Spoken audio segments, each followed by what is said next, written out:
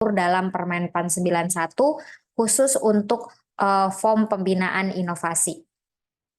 Nah, itu tadi kelompok yang pertama Bapak Ibu. Kelompok yang kedua adalah kelompok keberlanjutan inovasi. Untuk menilai kelompok keberlanjutan inovasi, kita menggunakan form keberlanjutan inovasi. Nah, form ini kita gunakan untuk mengukur keberlanjutan suatu inovasi yang pernah ditetapkan sebagai top inovasi KIPP 2014 hingga tahun 2023. Jadi Bapak Ibu, form ini sangat spesifik penggunaannya, yaitu hanya terbatas pada top inovasi yang pernah menjadi pemenang pada KIPP 2014 hingga 2023. Maka akan menimbulkan pertanyaan, kalau begitu misalnya instansi kami tidak pernah mendapatkan top KIPP, apakah instansi kami perlu mengisi form ini? Jawabannya adalah tidak. Jadi form ini khusus diisi hanya oleh instansi yang pernah mendapatkan penghargaan top inovasi KIPP tahun 2014 hingga tahun 2023. Nah, kenapa kami memunculkan kelompok ini Bapak Ibu pada PKRI 2024? Karena kita ingin fokus memantau keberlanjutan dari inovasi-inovasi yang pernah kita berikan penghargaan sebagai top inovasi kurang lebih 10 tahun terakhir. Jadi kita pengen tahu inovasi ini masih jalan nggak sih? Masih jalan on the track atau enggak? Masih dikembangkan atau enggak? Jadi kurang lebih hal-hal itu yang ingin kita gali melalui form ini. Nah, kemudian yang ketiga Bapak Ibu, kita ada kelompok replikasi inovasi yang penilaiannya menggunakan form replikasi inovasi. Nah, form ini kita gunakan untuk menilai suatu inovasi yang merupakan hasil replikasi dari top inovasi KIPP sepanjang tahun 2014 hingga tahun 2023. Jadi, langkah pertama yang perlu Bapak Ibu lakukan terkait dengan form replikasi ini adalah memastikan terlebih dahulu apakah ada unit kerja di instansi Bapak Ibu yang pernah mereplikasi inovasi dari top KIPP sepanjang tahun 2014 hingga tahun 2023. Kalau seandainya ada unit kerja yang pernah mereplikasi, maka Bapak Ibu unit kerjanya akan mengisi form replikasi inovasi. Tapi kalau tidak pernah melakukan replikasi terhadap top inovasi KIPP, maka Bapak Ibu secara otomatis juga tidak harus mengisi form ini. Nah, kalau begitu Bapak Ibu mungkin muncul lagi pertanyaan, kalau instansi saya tidak pernah menang KIPP atau mungkin tidak pernah mendaftar di KIPP, tidak pernah juga mereplikasi, apakah saya masih tetap mengikuti PKRI? Jawabannya adalah ya. Bapak Ibu mengikuti PKRI pada kelompok instansi pembina dengan mengisi cukup satu form saja, yaitu form pembinaan inovasi oleh instansi pemerintah. Nah, sebelum kami memaparkan Bapak Ibu apa-apa saja aspek, indikator, dan pertanyaan yang ada pada setiap form, perlu kami sampaikan bahwa ketiga form ini sifatnya itu berdiri sendiri-sendiri. Jadi tidak diakumulasi menjadi suatu semacam nilai akhir begitu, tidak. Tidak Bapak Ibu, jadi berdiri sendiri-sendiri. Jadi kalaupun Bapak Ibu instansinya nggak pernah melakukan replikasi atau nggak pernah jadi top misalnya, itu Bapak Ibu tidak perlu bersedih hati begitu karena tidak akan diakumulasikan nilainya. Jadi tetap berada pada kelompoknya masing-masing saja. Nah, mari Bapak Ibu kita lihat summary dari bobot penilaian yang ada pada form pembinaan inovasi. Sekali lagi, ini adalah form yang kita gunakan untuk menilai pada kelompok instansi pembina. Aspeknya ada 3, yaitu aspek penciptaan, pengembangan, pelembagaan dengan sebagaimana bobot yang tertera. Lalu di setiap aspek tersebut juga ada beberapa indikator, 4-6 indikator dengan bobot yang tertera.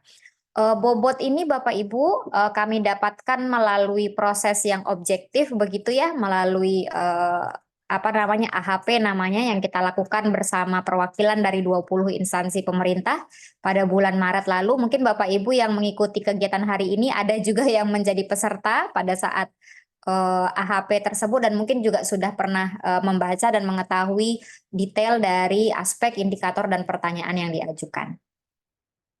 Nah, kita lihat pertama Bapak Ibu yaitu aspek 1, yaitu aspek penciptaan. Di aspek penciptaan ada 6 indikator. Kita lihat indikator yang pertama 1A yaitu pelibatan pegawai dalam proses penciptaan inovasi.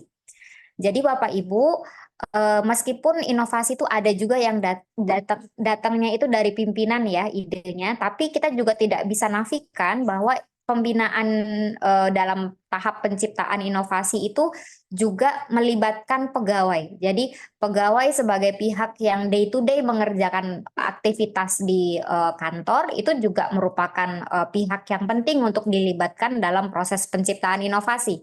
Nah, maka oleh karena itu indikator ini kemudian muncul pada pertanyaan form pertama. Nah, ada 2 pertanyaan dalam indikator ini Bapak Ibu. Yang pertama yaitu apakah pegawai terlibat dalam proses penciptaan inovasi? Pilihan jawabannya adalah ya atau tidak. Ketika Bapak Ibu menjawab ya, maka otomatis Bapak Ibu akan diarahkan untuk menjawab pertanyaan berikutnya, yaitu 1A2. Bentuk pelibatan pegawai dalam proses penciptaan inovasi itu seperti apa? Apa-apa saja aktivitas yang Bapak Ibu lakukan sebagai bentuk pelibatan pegawai dalam proses penciptaan inovasi? Ada 4 pilihannya. Yang pertama yaitu pelibatan pegawai dalam perumusan masalah. Jadi di tahap ini itu Bapak Ibu hanya melibatkan pegawai untuk belanja masalah aja. Kira-kira instansi kita ini ada masalah apa ya? Apa yang perlu menjadi perhatian bagi instansi kita. Nah, itu yang pertama. Yang kedua, pelibatan pegawai dalam penciptaan ide inovasi. Nah, di sini Bapak Ibu melibatkan pegawai hanya untuk mendapatkan ide. Kira-kira apa ya yang bisa kita lakukan untuk menyelesaikan masalah yang kita punya. Kemudian pelibatan yang ketiga adalah pelibatan dalam pemberian feedback inovasi. Bapak Ibu mungkin selaku pimpinan sudah punya ide inovasi, lalu pengen dapat feedback, kira-kira ada yang perlu dipoles nggak ya dari ide ini, ada yang perlu disempurnakan begitu. Nah, itu pelibatan yang ketiga. Kemudian pelibatan yang keempat adalah pelibatan pegawai dalam pelaksanaan inovasi. Jadi pegawai hanya dilibatkan untuk melaksanakan atau untuk mengimplementasikan inovasinya aja. Jadi Bapak Ibu silahkan pilih jawab sesuai dengan fakta yang terjadi di instansi Bapak Ibu gitu. Untuk evidence-nya Bapak Ibu bisa melampirkan mungkin ada surat undangan atau surat pelaksanaan kegiatan atau mungkin surat tugas atau mungkin notulen-notulen kegiatan yang bisa membuktikan bahwa terjadi pelibatan pegawai tersebut dalam proses penciptaan inovasi. Nah, spesifik terkait dengan pilihan pelibatan pegawai dalam pelaksanaan inovasi, Bapak Ibu bisa melampirkan ST, surat tugas mungkin, atau mungkin SK penetapan bahwa pegawai itu menjadi bagian dari tim pelaksana inovasi misalnya. Bapak Ibu bisa melampirkan dokumen tersebut sebagai evidence. Untuk pertanyaan ini Bapak Ibu 1A2, Bapak Ibu bisa memilih jawaban lebih dari 1. Jadi nggak harus 1 jawabannya, tapi bisa lebih dari 1. Nah, kemudian kita lanjut pada indikator kedua, yaitu pelibatan masyarakat dalam proses penciptaan inovasi. Ini juga suatu hal yang penting ya Bapak Ibu, karena kita selaku instansi pemerintah, tujuan kita melakukan pelayanan publik itu adalah untuk publiknya kita, untuk masyarakat. Sehingga pelibatan masyarakat dalam proses penciptaan inovasi itu juga tidak kalah pentingnya. Ada 2 pertanyaan pada indikator ini. Yang pertama, apakah masyarakat dilibatkan dalam proses penciptaan inovasi? Pilihan jawabannya ya atau tidak. Lalu ketika Bapak Ibu jawab ya, maka Bapak Ibu akan menjawab pertanyaan berikutnya. Bentuk pelibatan masyarakatnya seperti apa? Pilihan jawabannya ada 4 Bapak Ibu. Forum konsultasi publik, insya Allah ini Bapak Ibu sudah cukup familiar saya yakin terkait dengan FKP, karena juga menjadi salah satu kebijakan dalam pelayanan publik. Yang kedua ada crowdsourcing atau urun daya. Yang ketiga ada inisiasi inovasi dari masyarakat. Dan pilihan keempat adalah lain-lain, kalaupun ada hal-hal yang mungkin tidak teridentifikasi oleh kami. Mungkin beberapa istilah ini mungkin ada Bapak Ibu yang belum terlalu familiar ya, misalnya crowdsourcing atau urun daya. Crowdsourcing itu adalah Bapak Ibu mungkin sederhananya seperti sayembara. Jadi crowdsourcing itu adalah kegiatan yang kita lakukan untuk mengumpulkan ide dari masyarakat. Jadi misalnya nih contohnya Bapak Ibu bikin kegiatan. Tujuannya adalah untuk mengumpulkan ide dari masyarakat terkait hal-hal yang bisa menjadi inovasi atau hal-hal yang bisa atau perlu dilakukan oleh instansi Bapak Ibu. Atau misalnya Bapak Ibu mengelola sebuah kanal kritik dan saran, misalnya di sana juga masyarakat bisa menyampaikan ide-ide begitu, bagaimana usulan mereka agar instansi Bapak Ibu bisa melakukan sesuatu misalnya gitu. Atau Bapak Ibu menyelenggarakan sayembara misalnya, itu juga adalah salah satu bentuk dari crowdsourcing atau urun daya. Nah, kalau inisiasi inovasi dari masyarakat itu bentuknya adalah inovasi yang sekarang Bapak Ibu jalankan itu aslinya dilaksanakan pertama kali oleh masyarakat. Kemudian ketika dia sudah lumayan settle dan perlu intervensi dari pemerintah, kemudian instansi Bapak Ibu ambil inovasi tersebut untuk dilaksanakan oleh instansinya Bapak Ibu. Nah, itulah yang dimaksud oleh inisiasi inovasi dari masyarakat. Nah, untuk lain-lain Bapak Ibu mungkin bisa menyebutkan hal-hal yang mungkin tidak termasuk pada 3 pilihan di atas, tapi Bapak Ibu lakukan untuk melibatkan masyarakat dalam proses penciptaan inovasi. Selanjutnya kita lihat indikator yang ketiga Bapak Ibu, yaitu penyelenggaraan kompetisi inovasi pelayanan publik di lingkup instansi. Ini nomenklaturnya tidak harus kompetisi inovasi. Kalau di instansi Bapak Ibu mungkin saja namanya berbeda, tidak masalah. Misalnya lomba inovasi, pemberian anugerah inovasi, penghargaan inovasi, atau apapun namanya, yang pada prinsipnya adalah itu untuk mendorong terwujudnya atau terjadinya penciptaan inovasi di instansi Bapak Ibu. Pertanyaannya ada 2. Yang pertama, apakah instansi menyelenggarakan kompetisi inovasi di tingkat instansi?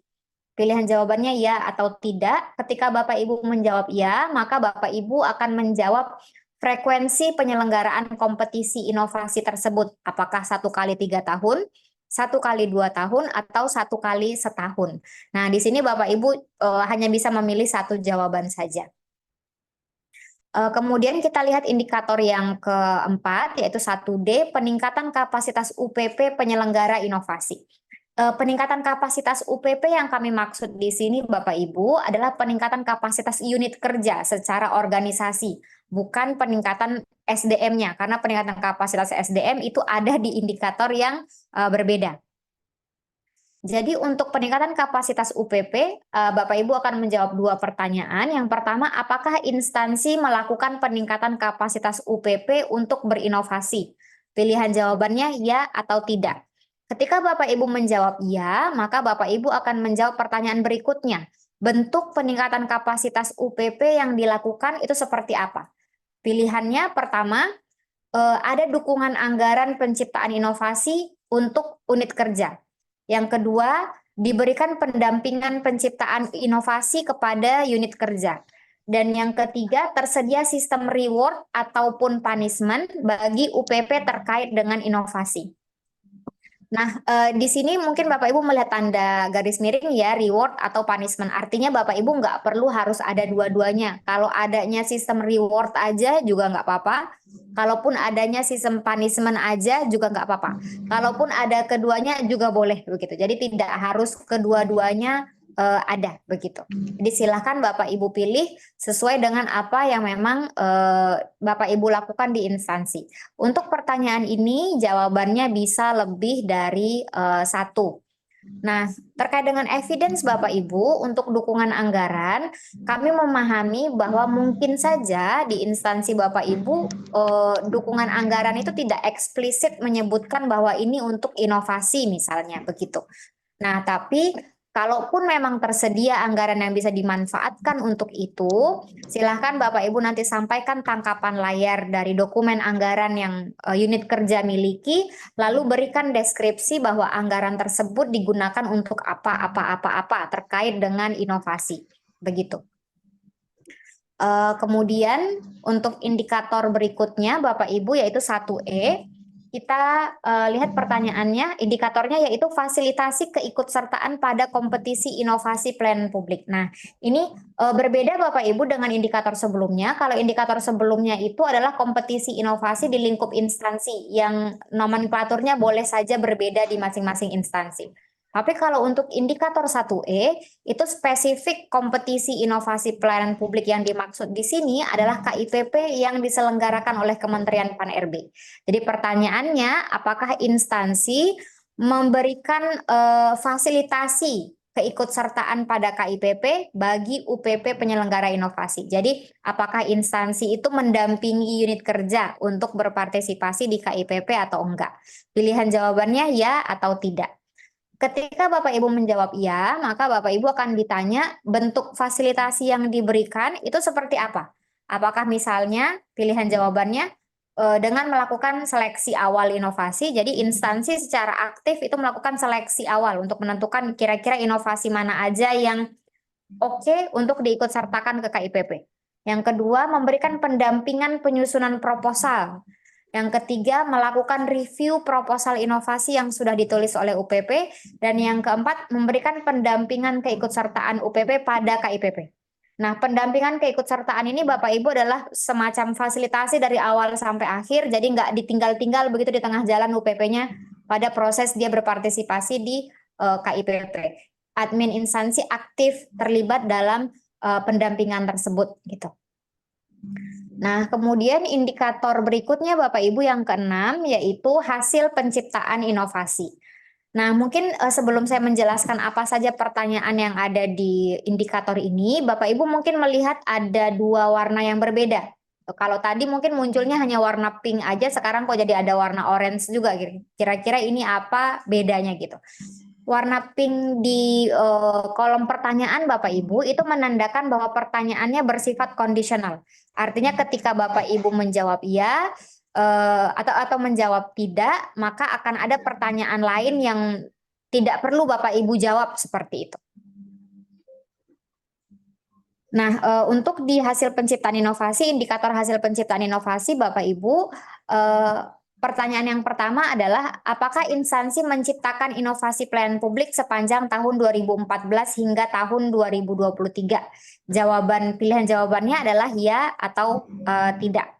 Nah, kemudian ada pertanyaan lanjutan di bawahnya. Ketika Bapak Ibu menjawab iya, maka Bapak Ibu akan ditanya berapa jumlah inovasi yang diciptakan sepanjang tahun 2014 hingga tahun 2023. Nah, di sini Bapak Ibu hanya perlu menyampaikan jumlahnya saja.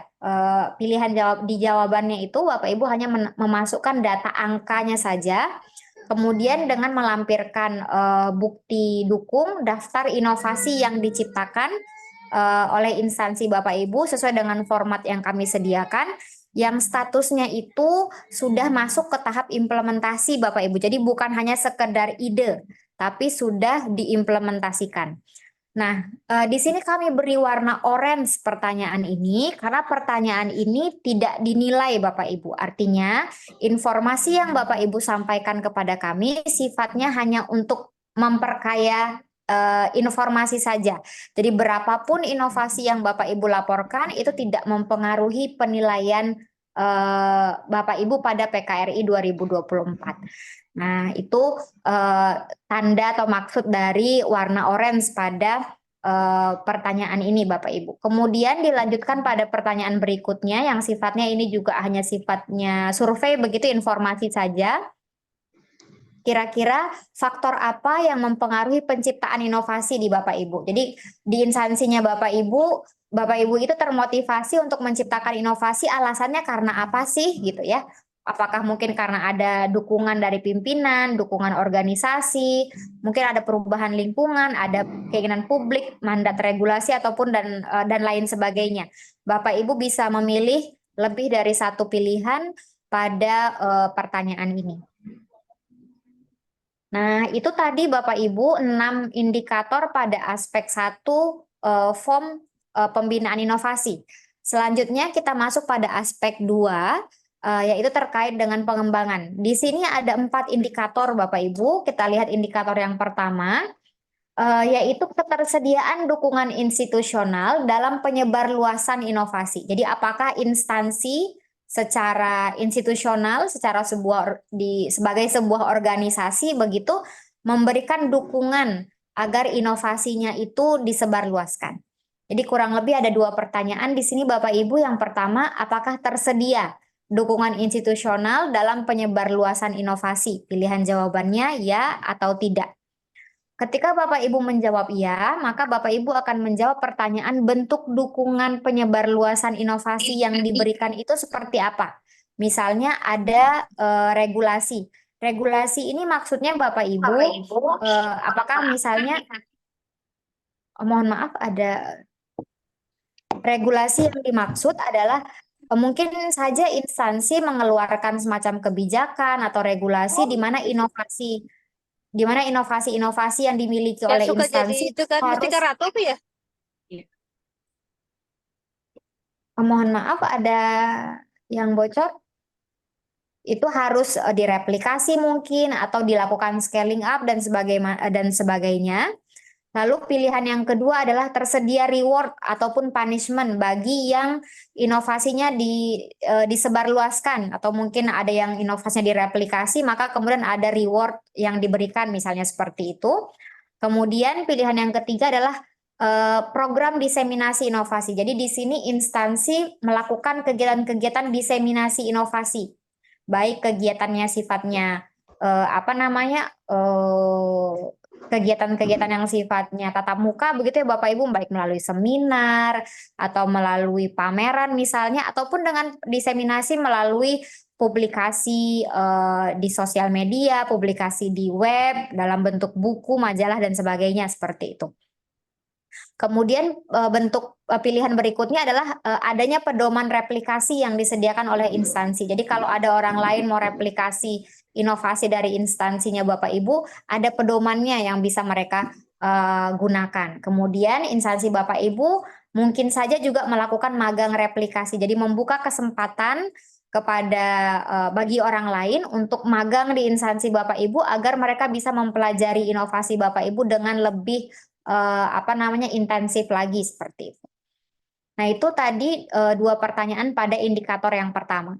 Kemudian kita lihat indikator berikutnya, yaitu 2B, monitoring dan evaluasi replikasi inovasi pelayanan publik. Jadi salah satu kegiatan kunci dalam pengembangan inovasi yaitu replikasi Bapak Ibu.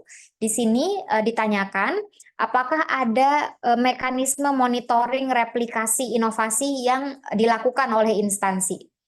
Jika pilihan jawabannya, jika Bapak Ibu menjawab iya, maka Bapak Ibu akan menjawab frekuensi monitoring tersebut dilakukan. Apakah insidentil sewaktu-waktu, 1 kali setahun kah, 1 kali 6 bulan, atau 1 kali 3 bulan.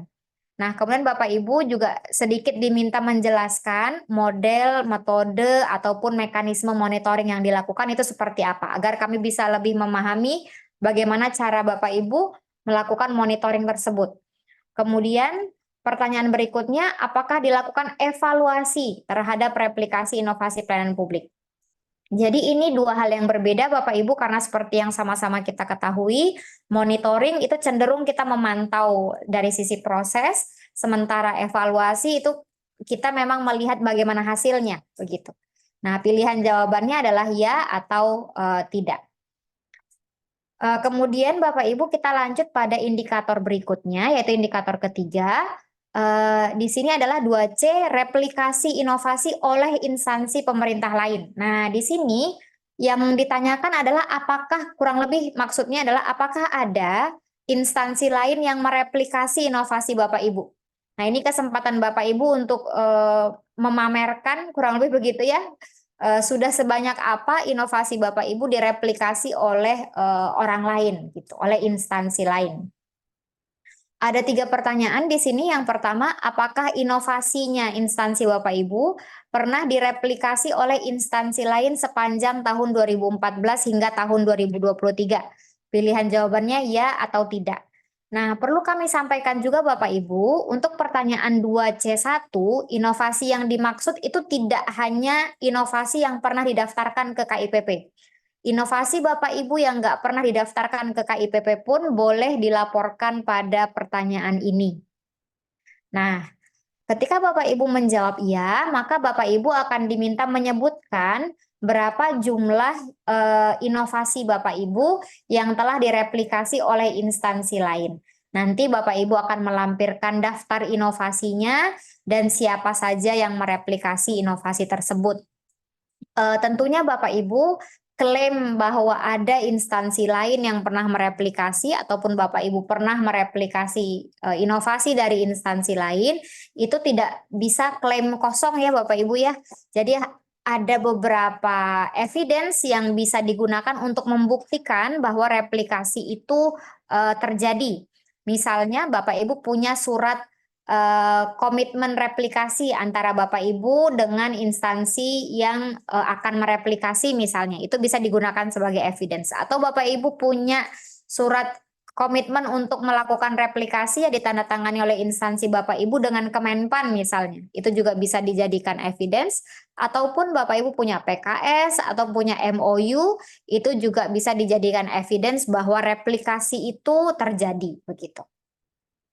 Nah, kemudian ada pertanyaan 2C3 Bapak Ibu yang sifatnya tadi survei begitu ya. Faktor-faktor apa saja sih kira-kira menurut Bapak Ibu yang mempengaruhi inovasi Bapak Ibu itu direplikasi oleh instansi lain? Apakah mungkin karena dia pernah mendapatkan penghargaan, atau mungkin ternyata ada dukungan dari instansi pemerintah lain, ada promosi, atau mungkin alasan-alasan lainnya sehingga inovasi Bapak Ibu itu direplikasi oleh orang.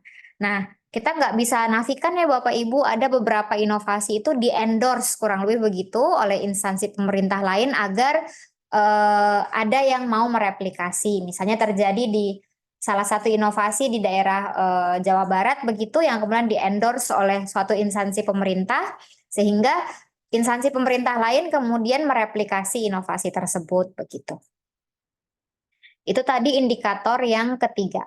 Selanjutnya Bapak Ibu kita lihat indikator keempat atau indikator terakhir pada aspek kedua, yaitu indikator replikasi inovasi dari instansi pemerintah lain. Nah, hati-hati Bapak Ibu, ini cuma beda kata oleh dan dari saja. Kalau tadi yang nomor 3 itu, indikator yang ketiga itu adalah orang mereplikasi inovasi Bapak Ibu. Yang keempat ini adalah apakah Bapak Ibu pernah mereplikasi inovasi orang. Nah, itu. Jadi ada 3 pertanyaan juga di sini. Yang pertama tadi, apakah Bapak Ibu, instansi Bapak Ibu pernah mereplikasi inovasi dari instansi lain sepanjang tahun 2014 hingga tahun 2023? Pilihan jawabannya adalah ya atau tidak. Kemudian, ketika Bapak Ibu menjawab ya, Bapak Ibu akan diminta untuk menyebutkan berapa sih jumlah inovasi Bapak Ibu berapa jumlah inovasi yang pernah Bapak Ibu replikasi dari instansi lain. Kemudian ada pertanyaan survei Bapak Ibu, ini tidak ada nilainya, yang ini hanya untuk tambahan informasi saja. Kira-kira apa sih yang mempengaruhi Bapak Ibu untuk mau mereplikasi inovasi dari instansi lain? Apakah mungkin karena ada inovasinya unik mungkin, atau inovasinya itu signifikan sehingga Bapak Ibu dampaknya signifikan sehingga Bapak Ibu bersemangat nih instansinya untuk mereplikasi inovasi tersebut. Silahkan dipilih sesuai dengan hal yang menurut Bapak Ibu terjadi di instansi Bapak Ibu. Kemudian kita lihat aspek ketiga dalam form pembinaan atau aspek terakhir di form pembinaan Bapak Ibu, kita menanyakan aspek pelembagaan di sini. Di aspek pelembagaan ini kurang lebih juga akan ada 6 indikator. Kita lihat indikator yang pertama yaitu dukungan regulasi, 3A dukungan regulasi. Di sini akan ada 2 pertanyaan Bapak Ibu. Yang pertama, apakah terdapat dukungan kebijakan pembinaan inovasi pelayanan publik yang dikeluarkan oleh instansi? Jadi di sini penegasannya adalah Bapak Ibu yang dikeluarkan oleh instansi, bukan kebijakan yang dikeluarkan oleh instansi lainnya. Jadi kita pengen juga tahu apakah ada semacam effort begitu ya dari instansi Bapak Ibu untuk melembagakan kegiatan pembinaan inovasi ini di lingkup instansi Bapak Ibu.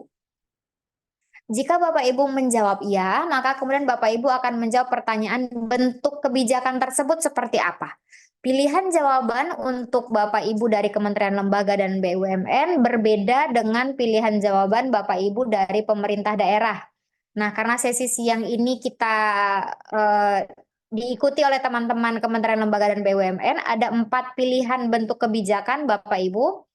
Pertama itu peraturan menteri atau mungkin kepala lembaga bagi lembaga, atau mungkin peraturan direksi bagi BUMN. Pilihan yang kedua, keputusan menteri atau mungkin keputusan lembaga atau keputusan direksi. Surat edaran menteri atau surat edaran kepala lembaga atau surat edaran direksi. Dan yang keempat, bentuk kebijakan lain yang ditandatangani oleh pimpinan setara eselon 1. Jadi mungkin saja ada dokumen-dokumen kebijakan lain yang tidak kami ketahui atau mungkin tidak terinventarisir oleh kami, Bapak Ibu. Silakan nanti dipilih pilihan yang ini begitu. Nah, meskipun ketika uji coba beberapa waktu lalu kami mendapatkan masukan agar bisa memilih lebih dari satu untuk pertanyaan ini, namun dengan berbagai pertimbangan karena kebijakan ini effortnya gede ya Bapak Ibu, kalau misalnya harus dikeluarkan maka jawabannya hanya bisa satu saja. Jadi silahkan Bapak Ibu sampaikan kebijakan tertinggi yang instansi Bapak Ibu pernah keluarkan terkait dengan pembinaan inovasi pelayanan publik. Kemudian indikator berikutnya 3B yaitu inovasi dalam penilaian kinerja organisasi.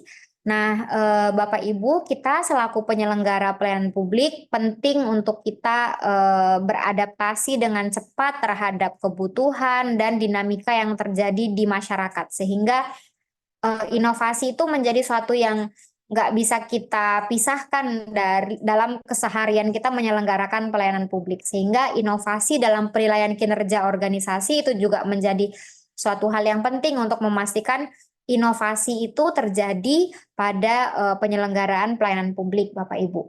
Nah, di sini untuk indikator ini ada 3 pertanyaan, Bapak Ibu. Satu di antaranya itu tidak diberi nilai, jadi hanya tambahan informasi saja. Pertama, pertanyaannya yaitu apakah inovasi menjadi salah satu indikator dalam pengukuran kinerja organisasi?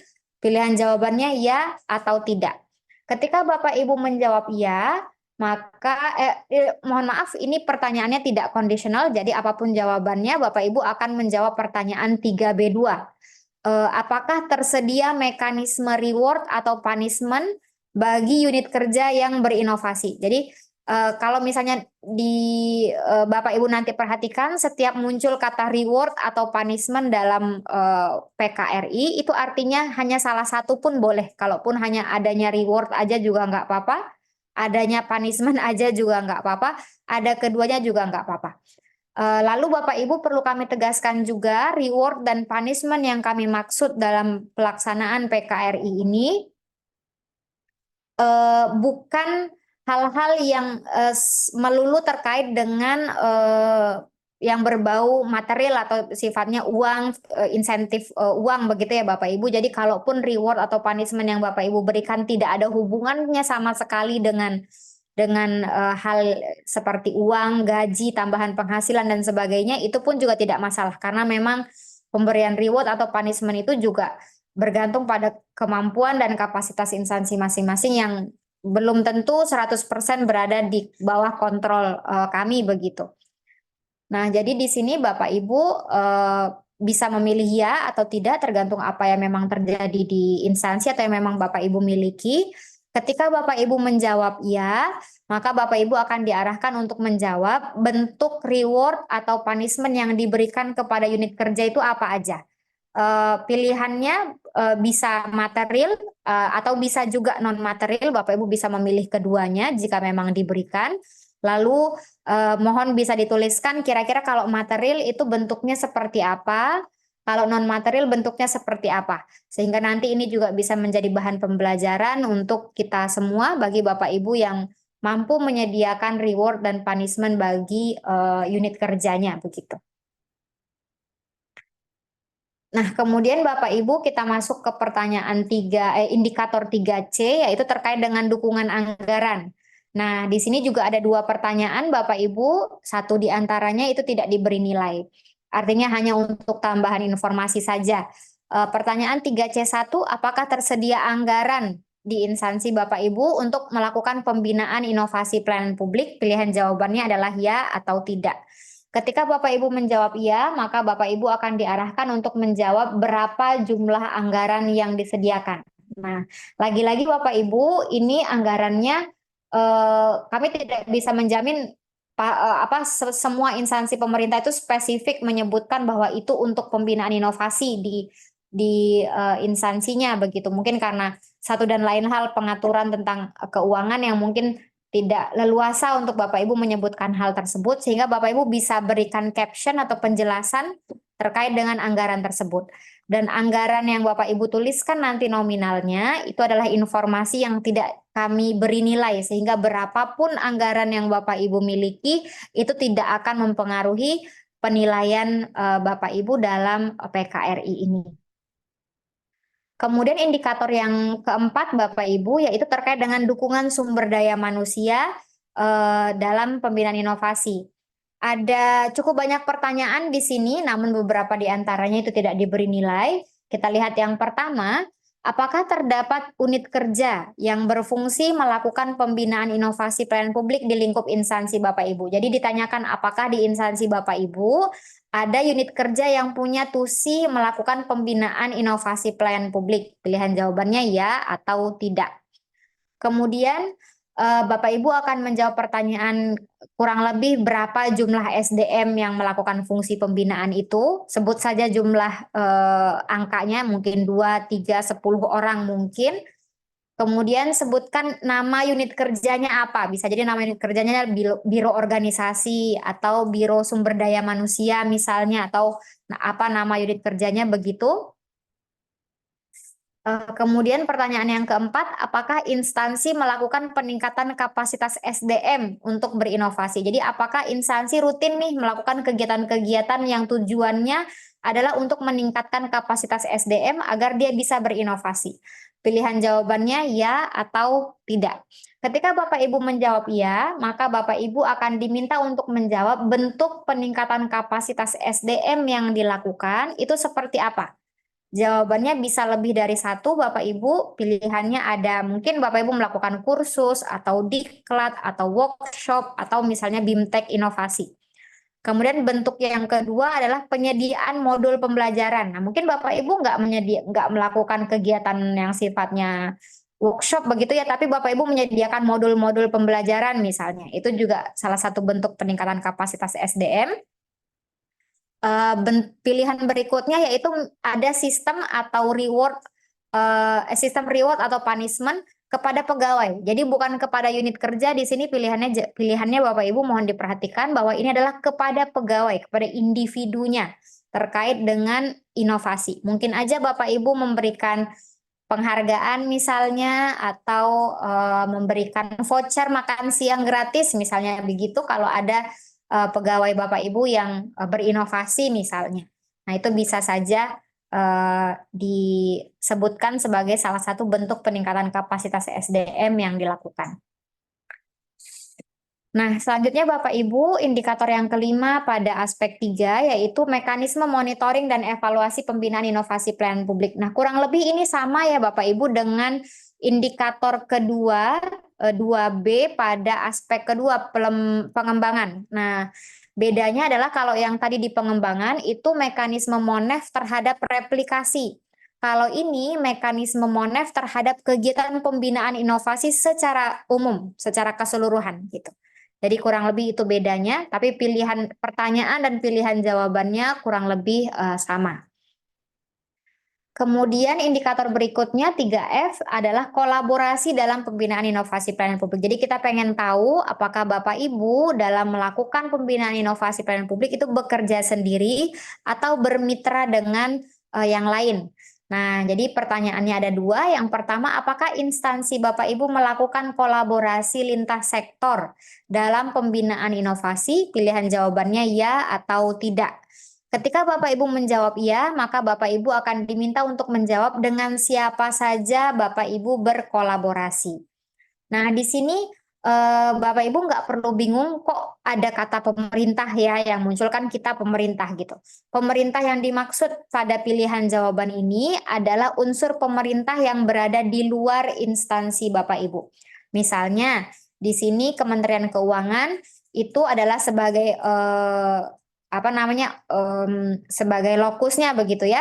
Kemudian, apakah Kementerian Keuangan melakukan kolaborasi lintas sektor dalam pembinaan inovasi? Misalnya Kementerian Keuangan itu bekerja sama dengan Kementerian PUPR misalnya, seperti itu. Maka di situ Kementerian Keuangan bisa menceklis pemerintah sebagai salah satu mitranya, karena dia bekerja sama dengan instansi lain yang berada di luar dirinya. Begitu.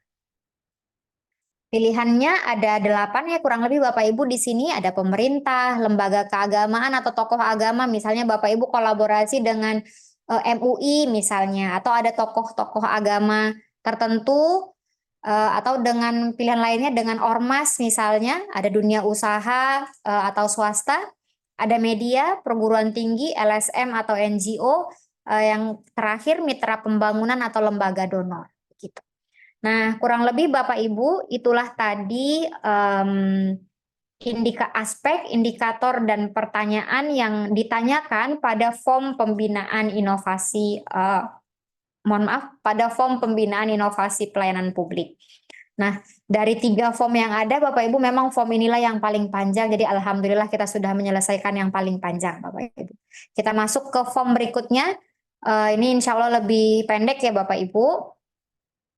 Nah, kembali kami tegaskan Bapak Ibu, form keberlanjutan inovasi itu point of view-nya adalah inovasinya Bapak Ibu, bukan instansinya. Jadi yang mengisi juga adalah inovasi-inovasi yang memang eligible atau memenuhi persyaratan untuk mengisi form keberlanjutan inovasi ini, yaitu inovasi yang pernah mendapatkan top KIPP tahun 2014 hingga tahun 2023. Pada form ini Bapak Ibu ada 5 aspek yang dinilai, masing-masing aspek kemudian ada beberapa indikator, namun ini indikatornya lebih sedikit Bapak Ibu ya.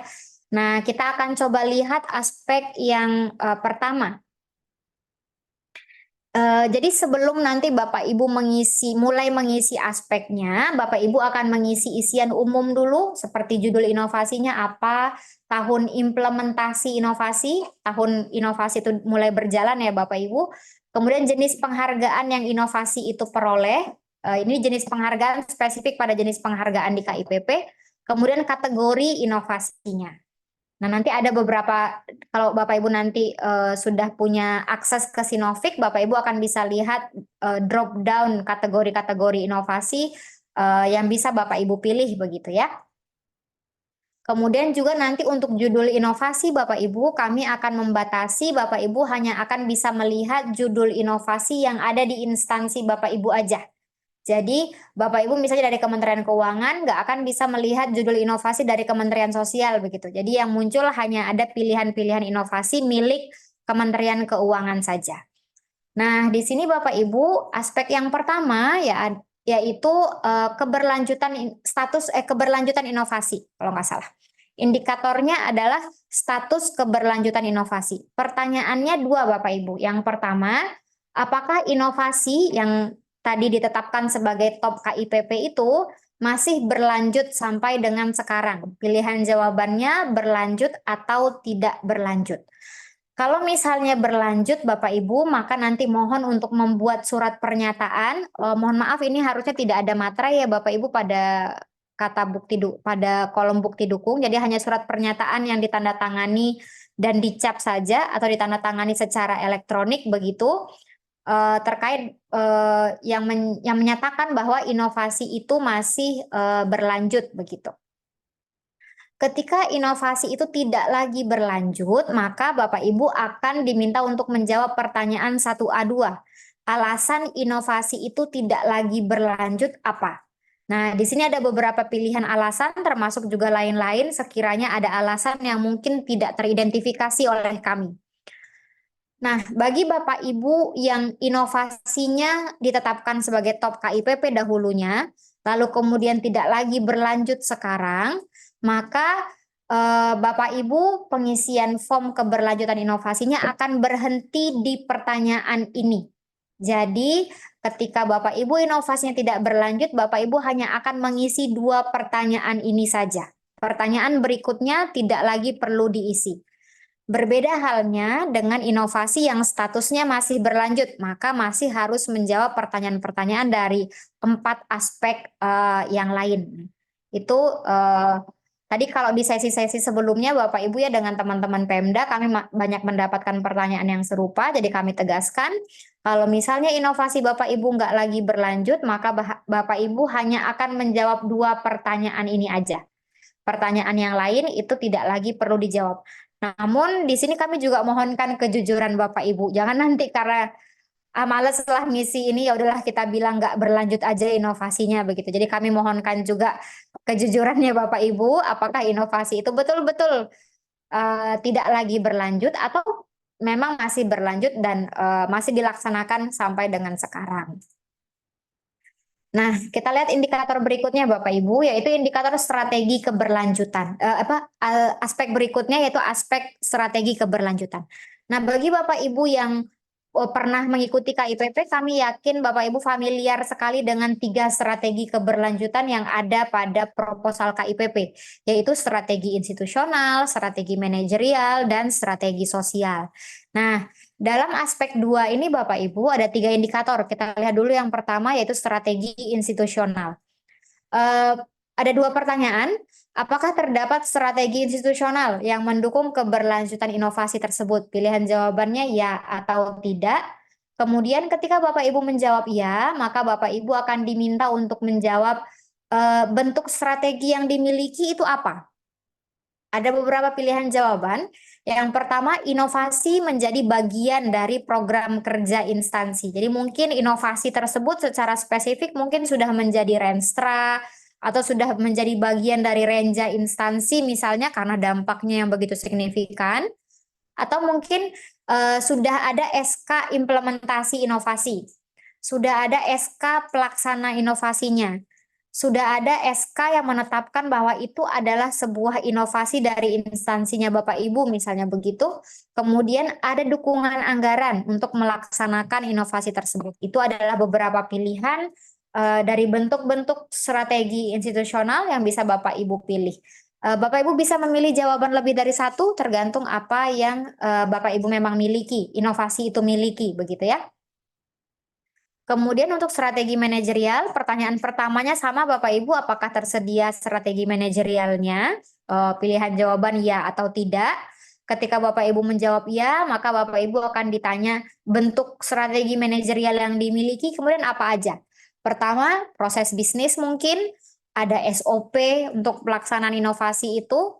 Kemudian unit kerjanya atau instansinya melakukan peningkatan kapasitas SDM pelaksana inovasi. Jadi tim yang melaksanakan inovasi itu diberikan kegiatan-kegiatan peningkatan kapasitas misalnya seperti itu. Kemudian ada mekanisme monef terhadap inovasi itu. Kemudian dilakukan pemeliharaan sarana dan prasarana yang digunakan terhadap inovasi itu. Misalnya inovasi itu adalah inovasi digital. Ya mungkin karena inovasi digital, mungkin saja ada server, ada aplikasi, ada perangkat lunak lain mungkin yang begitu yang digunakan, dan itu dilakukan pemeliharaan terhadap sarana dan prasarana tersebut, begitu. Nah, kemudian strategi sosial, Bapak Ibu, seperti yang kita tahu, strategi sosial dalam pertanyaan proposal KIPP itu berkaitan dengan apakah ada pemangku kepentingan lain yang terlibat dalam pelaksanaan inovasi tersebut. Nah, jadi ini kurang lebih sama, apakah terdapat pelibatan pihak lain dalam pelaksanaan inovasi? Pilihan jawabannya ya atau tidak. Kemudian siapa-siapa saja pihak yang terlibat jika Bapak Ibu menjawab iya pada pertanyaan berikutnya. Pilihan jawabannya sama kurang lebih dengan yang ada di aspek yang ada di aspek pelembagaan ya Bapak Ibu di form pembinaan. Ada pemerintah, lembaga keagamaan, ormas, swasta, media, PT, LSM, dan mitra pembangunan seperti itu.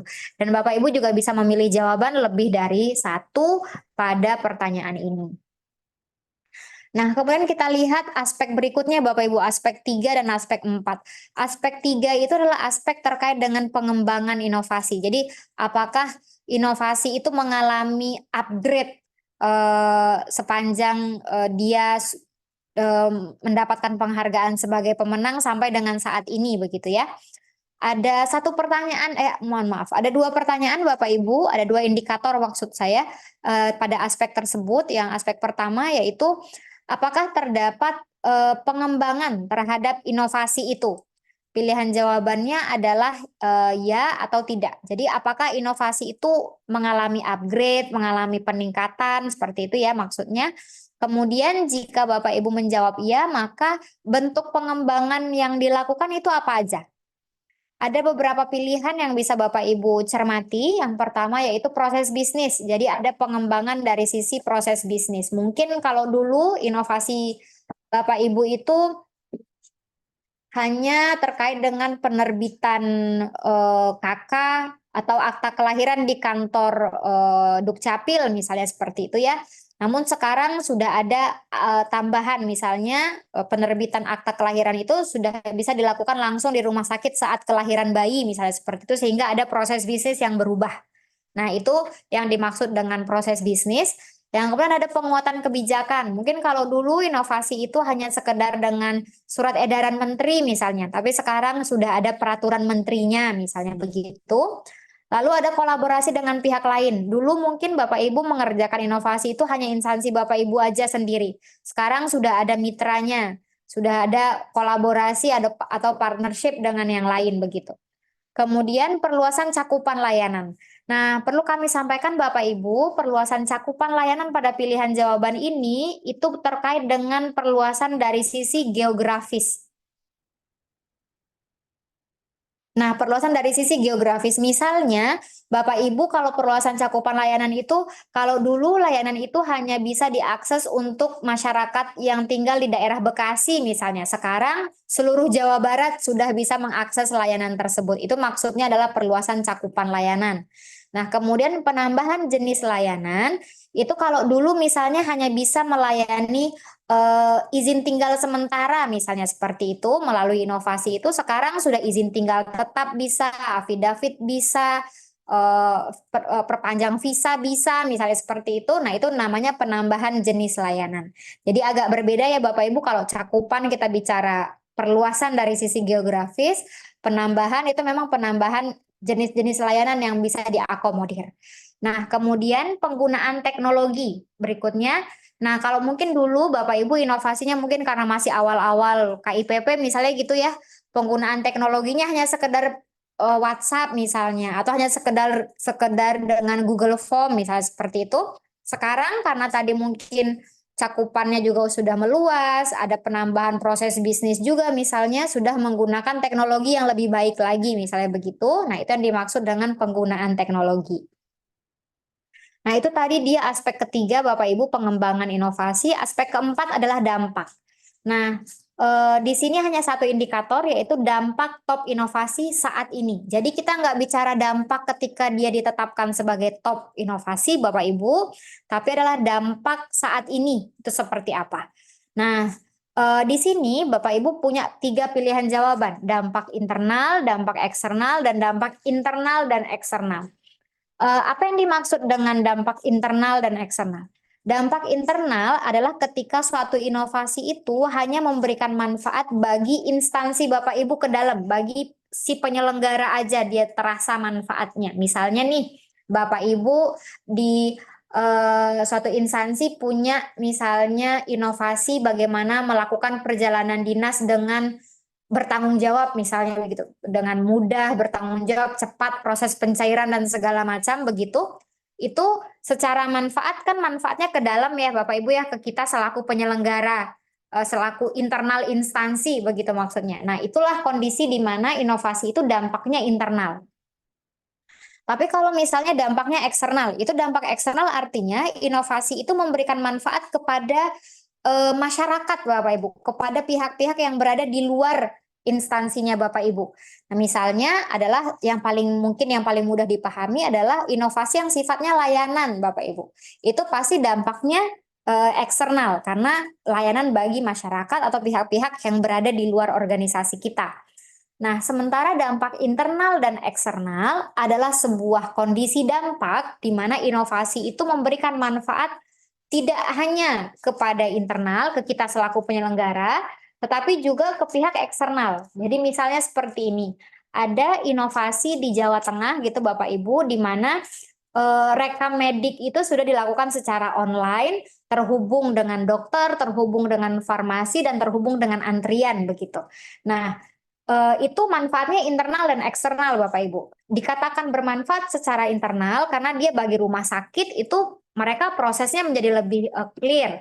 Dokter-dokter mereka terbantu karena tidak perlu lagi mencatat rekam medik secara manual. Kemudian bagi masyarakat pun mereka juga proses antriannya juga lebih gampang, waktu tunggu dan kepastian layanan mereka juga jadi lebih jelas begitu. Nah, itu adalah kondisi di mana dampak inovasi itu dirasakan internal dan eksternal. Kemudian tidak lupa juga Bapak Ibu, eh, oh ya Allah Bapak Ibu baik sekali loh ini tiba-tiba ada air, Mas Abi memberikan air minum. Nah kemudian selain tadi memilih apa namanya internal, eksternal dan internal ataupun eksternal, Bapak Ibu juga diminta untuk memberikan penjelasan terkait dengan dampak tersebut agar nanti tim penilai juga bisa menjustifikasi bahwa betul inovasi itu dampaknya ke internal atau inovasi itu dampaknya hanya ke eksternal atau keduanya begitu ya. Jadi perlu dijelaskan juga sedikit diberi deskripsi atau narasi terkait dengan dampak tersebut. Nah, kemudian Bapak Ibu, aspek terakhir pada form keberlanjutan yaitu aspek penyebar luasan inovasi. Jadi di sini Bapak Ibu kita menanyakan terkait apakah inovasi Bapak Ibu itu setelah kemudian dilaksanakan, mendapatkan penghargaan, terjadi penyebar luasan. Nah, kalau tadi mungkin yang pengembangan itu adalah upgrade terkait dengan inovasi itu sendiri ya Bapak Ibu ya, kualitasnya sendiri. Kalau ini adalah penyebar luasan inovasinya itu baik di internal ataupun di eksternal. Ada 3 indikator, yang pertama yaitu pedoman replikasi. Apakah terdapat pedoman replikasi inovasi tersebut? Pilihan jawabannya ya atau tidak. Nah, pedoman replikasi itu adalah sebuah dokumen tertulis ya Bapak Ibu yang kurang lebih isinya itu mencakup kurang lebih seperti latar belakang, lalu cara kerja inovasi, pihak-pihak yang terlibat, bagaimana strategi keberlanjutannya, dan kemudian bagaimana cara atau mekanisme yang bisa ditempuh oleh seseorang jika dia ingin mereplikasi inovasi tersebut. Jadi kurang lebih itu isi dokumen pedoman replikasi Bapak Ibu. Nah, kemudian indikator berikutnya adalah replikasi internal. Jadi replikasi itu Bapak Ibu nggak hanya harus terjadi ke luar, tapi juga bisa saja terjadi di internal instansi. Ada 2 pertanyaan, apakah inovasi direplikasi di internal instansi? Nah, pilihan jawabannya ya atau tidak. Kemudian ketika Bapak Ibu menjawab ya, maka ditanyakan berikutnya cakupan replikasinya seluas apa? Apakah sebagian kecil UPP di instansi Bapak Ibu yang mereplikasi, sebagian besar, atau mungkin saja seluruh UPP sudah mereplikasi inovasi tersebut di lingkup internal. Nah, perlu kami tegaskan Bapak Ibu,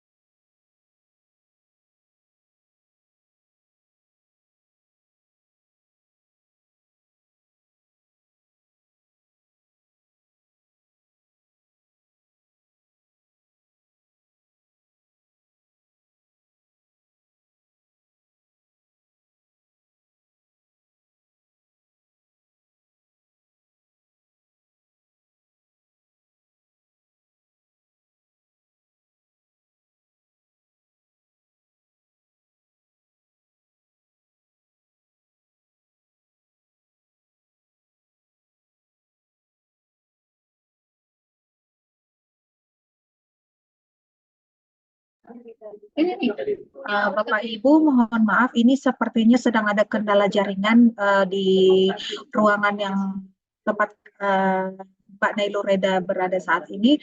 Mohon perkenan ditunggu Bapak Ibu untuk Mbak Nailo Reda bisa bergabung kembali ke dalam Zoom meeting.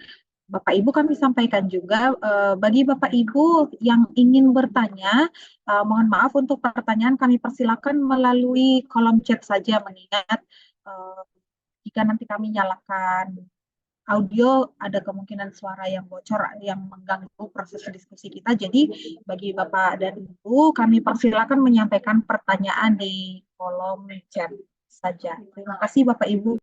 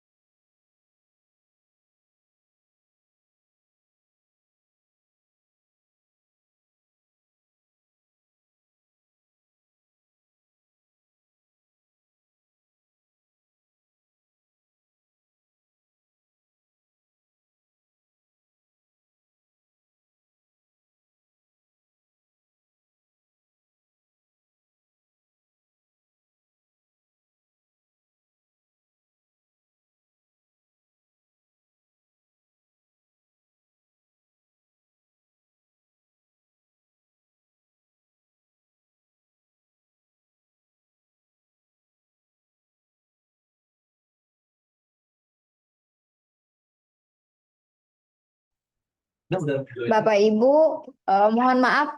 Aduh ya Allah, mungkin apa karena pengaruh akhir bulan ya kali Bapak Ibu ya. Ini jaringannya agak ngadat nih Bapak Ibu, mohon maaf ya. Kami lanjutkan Bapak Ibu. Nah, jadi tadi kita sambung lagi terkait dengan replikasi tadi ya Bapak Ibu. Jadi replikasi itu kalau misalnya sedari awal pelaksanaan inovasinya aja tuh udah dimintakan seluruh unit kerja atau seluruh apa namanya UPP-nya untuk melaksanakan inovasi, maka itu tidak bisa disebut replikasi Bapak Ibu. Karena itu memang sudah sedari awal diimplementasikan kepada seluruh UPP yang ada di instansi Bapak Ibu. Nah, replikasi itu terjadinya setelah beberapa saat inovasi itu berjalan, ada keinginan dari kedua belah pihak untuk kemudian inovasi itu direplikasi di apa namanya di unit kerjanya atau di UPP-nya. Nah, di kondisi seperti itulah kita bisa menyebut bahwa replikasinya terjadi, begitu ya Bapak Ibu. Jadi mohon dapat dipastikan betul-betul bahwa apakah pelaksanaan inovasi di seluruh UPP, misalnya di instansi Bapak Ibu, itu sudah masuk kategori replikasi atau tidak begitu. Nah, kemudian itu tadi indikator yang kedua, Bapak Ibu. Indikator yang ketiga adalah replikasi eksternal. Kalau tadi kita bicaranya replikasi di lingkup internal, ini adalah replikasi di eksternal. Apakah inovasi tersebut direplikasi di eksternal instansi? Artinya ada instansi lain yang mereplikasi inovasi tersebut. Jika Bapak Ibu menjawab ya, maka tolong nanti Bapak Ibu sebutkan berapa jumlah instansi pemerintah yang eksternal yang mereplikasi inovasi tersebut. Mungkin saja jumlahnya ada 20, 10, atau mungkin 5, silahkan disebutkan saja sesuai dengan fakta di lapangan. Tentunya Bapak Ibu pastikan bahwa isian Bapak Ibu didukung oleh evidence yang sesuai, begitu. Nah, itu tadi Bapak Ibu form keberlanjutan inovasi, berikut juga dengan aspek, indikator, dan pertanyaan-pertanyaannya. Nah, selanjutnya kita masuk pada form replikasi inovasi. Nah, sekali lagi kami ingatkan Bapak Ibu, form replikasi inovasi pun juga sifatnya bersyarat begitu ya, tidak semua inovasi bisa dimasukkan atau didaftarkan pada form replikasi inovasi. Yang bisa didaftarkan inovasinya pada form replikasi inovasi hanyalah inovasi yang merupakan hasil replikasi dari top KIPP 2014 hingga tahun 2023. Jadi meskipun inovasi Bapak Ibu adalah betul hasil replikasi, namun bukan dari top inovasi KIPP, maka mohon maaf untuk saat ini inovasinya belum bisa didaftarkan pada form replikasi inovasi. Pada form ini Bapak Ibu ada 4 indikatornya dengan kurang lebih ada 4 aspeknya, mohon maaf, dengan kurang lebih 6 indikator in total begitu ya. Coba kita lihat apa-apa saja. Nah, yang pertama Bapak Ibu, sebelum kita memasuki isian aspek pertama, Bapak Ibu akan diminta dulu mengisikan informasi umum, kurang lebih judul inovasi yang direplikasi itu apa. Jadi judul inovasi aslinya yang Bapak Ibu replikasi itu apa. Kemudian judul inovasi hasil replikasinya itu apa. Jadi kalau misalnya Bapak Ibu mereplikasi inovasi AIFA misalnya seperti itu, maka judul inovasi yang direplikasi adalah AIFA. Nah, ketika Bapak Ibu mereplikasi inovasi itu kan Bapak Ibu mungkin saja merubah namanya ya.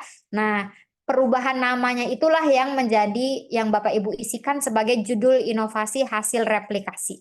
Mungkin kalau tadi AIFA, yang ini Mawar misalnya seperti itu. Nah, kemudian isian berikutnya adalah instansi asal inovasi. Jadi AIFA itu asalnya dari instansi mana misalnya. Itu sebutkan nama instansinya, tipe instansi asal. Jadi apakah AIFA itu asalnya dari kementerian, dari lembaga, atau dari kabupaten, kota, provinsi misalnya seperti itu. Tahun replikasi itu isiannya adalah tahun kapan replikasi itu mulai dilakukan. Kemudian nama UPP yang mereplikasi, nama unit kerja yang mereplikasi inovasi itu apa? Kemudian kategori inovasinya. Nah, itu ada beberapa isian umum sebelum Bapak Ibu mengisi bagian aspek penilaian. Nah, aspek yang pertama Bapak Ibu adalah progres replikasi. Jadi kita pengen tahu yang menjadi indikator pada aspek ini adalah sudah sejauh mana replikasi itu berjalan. Apakah masih pada tahap pelaksanaan, artinya inovasi itu sudah di tahap implementasi, atau bahkan inovasi itu sudah replikasi lagi ke UPP atau IP lain gitu. Karena sudah ada terjadi Bapak Ibu, ada inovasi bukan 6-in-1. Ada inovasi e-open dari Kota Bekasi. Dia pernah mendapatkan penghargaan di KIPP dan itu merupakan inovasi hasil replikasi dari inovasi 6-in-1 Kota Surabaya. Nah, inovasi e-open dari Kota Bekasi itu yang juga merupakan hasil replikasi, bahkan sudah direplikasikan lagi ke instansi pemerintah lain gitu. Jadi kondisi itu ternyata terjadi. Jadi ada dua pilihan di sini Bapak Ibu, apakah inovasinya masih tahap pelaksanaan atau tahap implementasi sederhananya, atau bahkan sudah direplikasi lagi ke UPP atau IP yang lain. Nah, kemudian aspek yang kedua adalah aspek bentuk replikasi. Jadi, indikatornya adalah bentuk replikasi yang dilakukan. Pertanyaannya, bentuk replikasinya apa aja? Apakah dia adopsi, adaptasi, atau modifikasi? Nah, di sini Bapak Ibu hanya bisa menjawab satu pilihan saja. Jadi, nggak bisa pilih lebih dari satu. Adopsi, adaptasi, dan modifikasi itu adalah 3 jenis replikasi yang berbeda Bapak Ibu. Apa bedanya? Adopsi itu adalah kondisi ketika Bapak Ibu mereplikasi as it is. Jadi sebagaimana adanya di tempat A, di tempat Bapak Ibu juga begitu jadinya, begitu. Jadi misalnya Bapak Ibu mereplikasi inovasi antrian online. Antrian online-nya itu pakai sistem WhatsApp misalnya seperti itu. Nah, ketika direplikasi ke tempat Bapak Ibu dia juga begitu modelnya. Jadi amati, tiru, plek. Jadi nggak ada bedanya dengan apa yang Bapak Ibu replikasi. Itu disebut adopsi. Sementara adaptasi itu adalah sebuah kondisi replikasi di mana Bapak Ibu melakukan penyesuaian terhadap inovasi tersebut. Misalnya tadi contohnya lagi ya yang jemput bola via WhatsApp tadi, antrian online via WhatsApp tadi. Ketika Bapak Ibu replikasi, di tempat Bapak Ibu nggak pakai WhatsApp, tapi pakainya Google Form gitu. Nah, itu kan ada perubahan ya. Nah, itulah kondisi bisa disebut adaptasi. Jadi, perubahan itu terjadi karena menyesuaikan kondisi di instansi Bapak Ibu, karena lebih familiar dengan Google Form misalnya, karena dia langsung terdata, misalnya seperti itu. Nah, sementara modifikasi itu adalah sebuah kondisi replikasi di mana Bapak Ibu mereplikasi, melakukan perubahan, kemudian menambahkan lagi hal baru. Jadi kayak tadi, antrian online via WhatsApp, Bapak Ibu replikasi jadi antrian online via Google Form. Terus ditambahkan antar dokumen layanan langsung ke rumah misalnya seperti itu. Nah, itu disebut dengan modifikasi. Nah, itu saya harap cukup jelas ya Bapak Ibu perbedaan antara adopsi, adaptasi, dan juga modifikasi.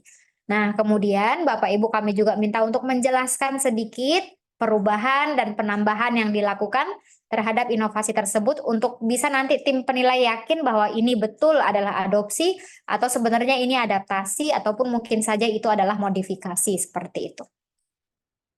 Nah, kemudian aspek berikutnya Bapak Ibu adalah aspek dampak. Sama kurang lebih dengan pertanyaan dampak pada form keberlanjutan yang ditanyakan juga dampak inovasinya. Apakah dampaknya internal, eksternal, ataupun internal dan eksternal. Berikutnya kita masuk ke aspek terakhir pada form replikasi yaitu aspek strategi keberlanjutan. Lagi-lagi ini adalah aspek yang sama ya Bapak Ibu dengan yang muncul pada form keberlanjutan inovasi. Jadi indikatornya ada 3, strategi institusional, strategi manajerial, dan strategi sosial dengan redaksi pertanyaan yang sama persis dengan yang ada pada form keberlanjutan inovasi begitu. Jadi karena tadi sudah dijelaskan, mungkin yang ini bisa kita lewatkan begitu Bapak Ibu. Nah, kurang lebih itulah tadi detail-detail instrumen atau aspek, indikator, pertanyaan yang akan nanti Bapak Ibu jawab pada pelaksanaan PKRI tahun 2024. Karena ini di tahap ini Bapak Ibu akan melakukan penilaian mandiri terlebih dahulu ya, atau istilahnya self assessment terlebih dahulu, maka Bapak Ibu punya waktu untuk melakukan self assessment dari tanggal 29 April 2024 sampai dengan 11 Juni 2024. Jadi kalau waktu hari kerja mungkin enggak 2 bulan ya Bapak Ibu, mungkin hanya sekitar 30-31 hari kerja, tapi kalau hari kalendernya insya Allah ini cukup panjang sehingga nanti Bapak Ibu punya cukup waktu lah kurang lebih begitu untuk bisa menuntaskan isian pada form-form yang ada begitu. Nah, mungkin dari kami cukup sekian Bapak Ibu penjelasan terkait dengan instrumennya. Nanti kita bisa lanjutkan diskusinya pada sesi tanya jawab. Bapak Ibu bisa menyampaikan pertanyaan pada kolom chat untuk nanti dapat kami respon. Terima kasih, saya kembalikan ke Mbak Uli. Baik, terima kasih Mbak Nailureda untuk pemaparan yang disampaikan tadi terkait hal-hal teknis dalam penyelenggaraan PKRI tahun 2024. Tadi dari Mbak Nailureda menjelaskan instrumen yang digunakan dalam penyelenggaraan PKRI 2024, di mana terdapat 3 form yang harus diisikan oleh para peserta, yaitu form pembinaan inovasi, form keberlanjutan inovasi, dan form replikasi inovasi, di mana tentunya setiap form ini memiliki target masing-masing. Jadi ada instansi yang hanya mengisi 1 form saja mungkin, atau bisa jadi suatu instansi mengisi 2 atau 3 form tergantung dari kondisi instansi masing-masing. Tadi juga dari Mbak Nailureda sudah menjelaskan terkait indikator, kemudian pembobotan, kemudian pertanyaan apa saja yang harus dijawab atau diisikan dalam Sinopik nantinya, dan kemudian juga terkait bukti dukung yang harus dilampirkan pada Sinopik ketika mengisi seluruh pertanyaan. Baik Bapak Ibu, karena kita sudah mendengarkan materi tadi yang disampaikan Mbak Nailureda, selanjutnya kita masuk pada sesi diskusi dan tanya jawab. Tadi juga sudah saya sampaikan Bapak Ibu, untuk pertanyaan kami hanya terima melalui kolom chat saja, dan dari kolom chat ini kami sudah mencatat ada beberapa pertanyaan. Izin kami bacakan satu persatu pertanyaan. Yang pertama ada dari Ibu Antun Nastri dari LAN. Inovasi yang dimaksud dalam form pembinaan inovasi, terutama pertanyaan 1A dan 1B. Apakah inovasi yang masuk dalam PKRI ini, jika ya, misal inovasi tersebut dihasilkan tahun 2017, berarti bukti pendukungnya untuk menjawab pertanyaan 1A dan 1B tersebut adalah berkas yang dihasilkan pada tahun 2017 tersebut. Mohon informasinya. Kemudian pertanyaan yang kedua, Ibu Fitri Nur Syahlina dari Komnas HAM, izin bertanya, replikasi yang dimaksud ini seperti apa? Apakah benchmarking termasuk replikasi? Kemudian ada pertanyaan ketiga dari Amirul Hajri dari BIG, di sini menanyakan, ingin konfirmasi saja, berarti apabila tidak tersedia di daftar top 99 inovasi, mungkin ini maksudnya ya Pak, ini sepertinya ada typo. Jika tidak tersedia di daftar top 99 inovasi sesuai lampiran dan link tersebut, kita hanya mengisi form pembinaan inovasi saja. Mungkin untuk sesi pertama diskusi ini, kami akan menjawab 3 pertanyaan saja. Kepada Mbak Nailureda kami persilakan. Ya, terima kasih banyak Mbak Uli atas beberapa pertanyaan yang tadi sudah disampaikan. Mungkin kami akan coba merespon satu persatu. Pertama tadi dari pertanyaan dari Pak Antun ya dari LAN. Nah, Bapak, terkait dengan form pembinaan inovasi itu merupakan form yang point of view-nya makro Bapak. Artinya point of view-nya adalah dari bagaimana pelaksanaan pembinaan inovasi yang diorganisir oleh unit kerja yang memang melakukan fungsi pembinaan pelayanan publik atau melakukan fungsi pembinaan inovasi di lingkup instansi. Jadi kalaupun pertanyaan 1A, 1B itu menanyakan apakah terjadi pelibatan masyarakat dalam penciptaan inovasi ataupun ada pelibatan pegawai dalam proses penciptaan inovasi, itu kita tidak dalam posisi spesifik mengambil sampel dari salah satu inovasi begitu Bapak, tapi merupakan hal yang secara umum, secara general dilakukan oleh instansi begitu. Apakah instansi memfasilitasi pelaksanaan pelibatan pegawai dalam penciptaan inovasi, memfasilitasi kegiatan-kegiatan yang melibatkan masyarakat dalam penciptaan inovasi begitu. Walaupun mungkin setiap kegiatan-kegiatan itu ada leading sektornya begitu ya. Mungkin kalau di pemerintah daerah mungkin kalau Diklat SDM itu mungkin ada BKP SDM yang menjadi leading sektor misalnya seperti itu. Tidak ada masalah terkait dengan leading sektornya Pak selama itu point of view-nya adalah dilakukan di level instansi. Jadi tidak dilakukan spesifik terkait dengan satu dua sampel inovasi seperti itu. Jadi itu terkait dengan form pembinaan. Kemudian terkait dengan pertanyaan Bu Fitri dari Komnas HAM, jadi replikasi yang kami maksudkan di sini Ibu adalah replikasi yang statusnya itu sudah implementasi. Jadi kalau misalnya tahapannya masih di tahap benchmarking, masih di tahap studi tiru, misalnya seperti itu, atau mungkin masih di tahap persiapan untuk melakukan replikasi, mohon maaf untuk saat ini kondisi tersebut atau inovasi tersebut belum bisa diikut sertakan pada PKRI 2024. Nah, kemudian berikutnya terkait dengan pertanyaan Pak Amirul Hajri dari BIG, jika betul instansi Bapak Ibu tidak memiliki top inovasi pada KIPP sesuai dengan di daftar yang kami sampaikan begitu, dan juga tidak pernah melakukan replikasi, maka betul nanti instansinya hanya akan mengisi satu form saja, yaitu form pembinaan inovasi pelayanan publik.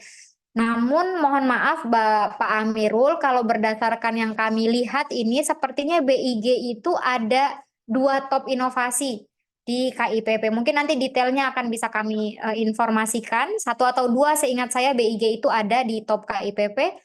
Nanti berarti kalau kondisinya begitu Pak Amirul akan mengisi kurang lebih 2 form, yaitu form pembinaan dan form keberlanjutan untuk kedua inovasi itu. Inovasinya yaitu geoliterasi bagi penyandang disabilitas netra melalui atlas taktual dari UPP-nya ini Pusat Pemetaan Tata Ruang dan Atlas. Lalu inovasi yang kedua pemanfaatan nama rupa bumi dalam sinar itu dari Pusat Pemetaan Rupa Bumi dan Toponim Pak Amirul. Jadi nanti ada 2 kalau gitu BIG nggak jadi 1. Nah, gitu ya Bapak Ibu, gitu Mbak Uli mungkin bisa dilanjutkan ke pertanyaan yang lain. Baik, terima kasih Mbak Nailur Reda. Tadi sudah dijawab pertanyaan dari Pak Antun terkait periodisasi evidence ya Bapak Ibu. Ini jadi tidak ada batasan waktu terkait dokumen-dokumen yang digunakan selama evidence atau bukti dukung ini masih relevan dengan substansi dari inovasinya. Kemudian tadi sudah dijawab juga pertanyaan dari Komnas HAM terkait replikasi dan juga dari BIG terkait jika tidak ada inovasi yang menjadi top 99 berarti hanya mengisi form pembinaan inovasi saja, betul. Namun tadi sudah dikonfirmasi bahwa dari BIG ini sendiri terdapat 2 inovasi yang menjadi top inovasi dan ini di kolom chat juga sudah dikonfirmasi juga ini dari BIG dari Pak Dian Ardiansyah sendiri sudah menyebutkan ada 2 inovasi yang menjadi top 99. Selanjutnya Mbak Nailureda untuk sesi tanya jawab yang kedua, saya bacakan pertanyaan. Yang pertama dari BNPP dari Bapak Rian Syahroni. Izin bertanya, BNPP sendiri dari awal hanya melaksanakan evaluasi mandiri PEK P3. Untuk FKP dan KIPP dengan sosialisasi yang sekarang ini kami belum melaksanakannya. Itu bagaimana ya Bu? Izin untuk mekanisme awalnya mohon masukannya. Ini meminta saran nih sepertinya apa yang harus dilakukan Mbak Nailureda karena biasanya mengikuti PEKP 3 saja. Kemudian pertanyaan kedua ada dari Pak Tony dari PKHL. Dari KLHK, Mbak Nailureda, apakah surat permintaan sharing data atau permohonan API dari instansi lain untuk pembuatan aplikasi yang sama bisa diklaim sebagai bukti dukung replikasi? Mungkin untuk sesi yang kedua ini dua pertanyaan saja, Mbak Nailureda, menunggu pertanyaan lain disampaikan di kolom chat. Silakan Mbak Nailureda. Ya, baik Mbak Uli. Mungkin Iil aja kali ya Uli ya. Daripada capek Oke, panik Kak banget Iil. kayaknya. Baik, kami akan coba respon Bapak Ibu untuk dua pertanyaan tadi yang sudah kami terima dari Pak Rian. Em, jadi, kalau misalnya Pak Rian mengamati pada pelaksanaan PKP 3 itu pada instrumennya sebenarnya juga sudah ada aspek terkait dengan inovasi ditanyakan pada em, form PKP 3 itu Bapak. Walaupun mungkin kalau secara intensif terlibat dalam pendampingan atau sosialisasi kebijakan-kebijakan lain di Deputi Pelayanan Publik mungkin belum terlibat begitu aktif, begitu sering misalnya seperti itu. Mungkin nanti akan menjadi masukan juga bagi kami kalau nanti ada kegiatan berikutnya terkait dengan inovasi, kami akan mengikut sertakan instansi Bapak. Namun terkait dengan pelaksanaan PKRI ini karena BNPB menjadi salah satu lokus begitu, maka saran kami adalah yang bisa dilakukan kita maksimalkan waktu yang ada kurang lebih sampai 11 Juni mendatang untuk bisa mempelajari apa namanya instrumen-instrumen ini dan sekiranya mendalami kiranya kegiatan-kegiatan tersebut mungkin tanpa disadari pernah dilakukan atau tidak oleh instansi Bapak. Kalaupun nanti ternyata dari beberapa pilihan jawaban itu ternyata ada yang tidak dilakukan begitu, namun ada yang dilakukan, silakan nanti memilih opsi-opsi jawaban yang memang dilakukan dan dukungan datanya itu tersedia di instansi Bapak. Nah, untuk Kementerian Lembaga BUMN sendiri Bapak Ibu, nanti kita itu sebenarnya juga ada narahubung khusus ya yang terpisah dengan teman-teman di pemerintah daerah. Lebih lanjut nanti di luar forum ini kalau Bapak ingin diskusi, bertanya lebih lanjut bisa juga nanti menghubungi narahubung kami. Nah, untuk awal ini mungkin saya merekomendasikan Pak Rian untuk fokus pada form pembinaan inovasi begitu karena mungkin juga tidak memiliki top KIPP, mungkin juga tidak melakukan replikasi begitu ya, sehingga fokus pada form pertama saja, form pembinaan dan kita dalami dulu tiap-tiap pertanyaan itu kiranya mungkin ada yang sudah dilaksanakan oleh instansi begitu.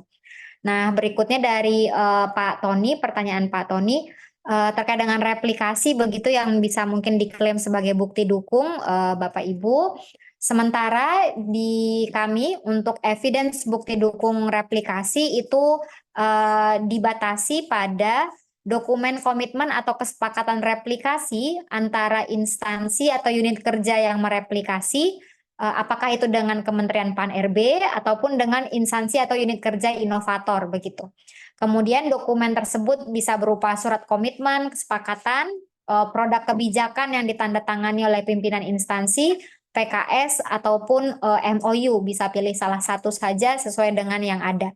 Namun terkait dengan pertanyaan Bapak tadi yang surat permintaan sharing data, karena itu tidak berada pada jenis-jenis dokumen atau evidence yang diterima, maka mohon maaf, evidence tersebut tidak dapat diklaim untuk membuktikan bahwa itu direplikasi oleh instansi yang lain, begitu. Kemudian mungkin itu tadi dua ya Mbak Uli ya pertanyaannya ya? Ya, Ya, betul Mbak Iil. oke saya kembalikan. Baik, terima kasih Mbak Iil. Ini kita sudah mendapat ada dua pertanyaan lagi di kolom chat. Yang pertama dari LPP TVRI. LPPTVRI masuk dalam daftar lokus pemantauan, sementara kami belum memiliki inovasi. Kami tetap mengisi formnya ya, Bu. Kemudian pertanyaan yang kedua dari Sekretariat Negara dari Bu Nabila, untuk form pembinaan apakah harus dibuat 3 jika Setnek memiliki inovasi yang masuk top KIPP sejumlah 3 inovasi? Ya, eh, itu 2 pertanyaan pada sesi yang ketiga ini, Mbak Iil, silakan untuk langsung dijawab. Iya. Baik, terima kasih Mbak Uli. Untuk pertanyaan dari teman-teman LPP TVRI, betul Ibu, karena kondisinya LPP TVRI itu tidak memiliki top inovasi begitu ya, dan juga mungkin tidak melakukan replikasi dari instansi lain, maka nanti LPP TVRI hanya akan mengisi satu form saja, yaitu form pembinaan inovasi yang pertama tadi begitu. Nah, kemudian terkait dengan pertanyaan Ibu Nabila dari Setnek, jadi untuk form keberlanjutan inovasi itu Bapak Ibu diisi untuk setiap form. Jadi satu kali isian untuk satu inovasi begitu. Jadi kalau nanti Bapak Ibu punya top inovasinya ada 10, maka ke 10 inovasi tersebut mengisi form keberlanjutan inovasi. Nah, kalau di kasusnya Bu Nabila, Setnek ini karena punya 3 inovasi, maka nanti mengisi kurang lebih 3 buah form keberlanjutan inovasi, di mana satu form itu untuk satu inovasi begitu.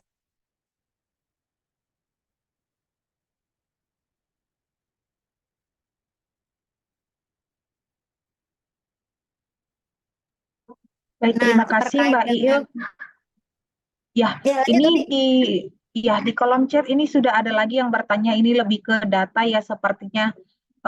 Dari Ibu Ayu Sridiana, mohon informasinya Bu, instansi mana dan inovasi apa saja yang masuk top KIPP tahun 2014 sampai 2023. Silakan Iya, Mbak Iil bisa terkait langsung dengan dijawab. itu, Bapak Ibu mungkin tadi juga sudah teman-teman kami menyampaikan di kolom chat itu ada link penting ya Bapak Ibu. Nah, di sana Bapak Ibu mungkin bisa melihat link yang pertama, daftar lokus dan objek PKRI. Nah, di situ bisa Bapak Ibu bisa melihat lebih detail instansinya, nama inovasi yang menjadi lokus dan objek PKRI itu apa aja. Nah, data tersebut Bapak Ibu itu juga kami sampaikan melalui pengumuman PKRI yang kemarin ditandatangani oleh PLT Deputi Bidang Pelayanan Publik pada tanggal 17 April 2024. Jadi ini dokumennya sampai kepada Bapak Ibu secara resmi ya melalui surat begitu, dan untuk memudahkan Bapak Ibu melihatnya bisa mengakses link-link penting yang kami sampaikan tadi. Sekian Uls.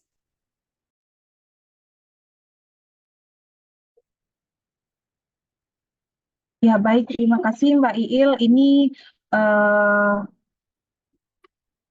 di kolom chat ini dikirimnya langsung ke saya nih, tidak di forum. Saya bacakan ya Mbak Iil ya. Izin Ibu untuk pertanyaan Bu Nabila dari Setnek, yang dijelaskan jawabannya adalah form keberlanjutan, sementara yang ditanyakan itu form pembinaan. Oh ya, Uh, Bu Nabila ya, mohon maaf saya kira tadi form keberlanjutan karena 3 inovasi.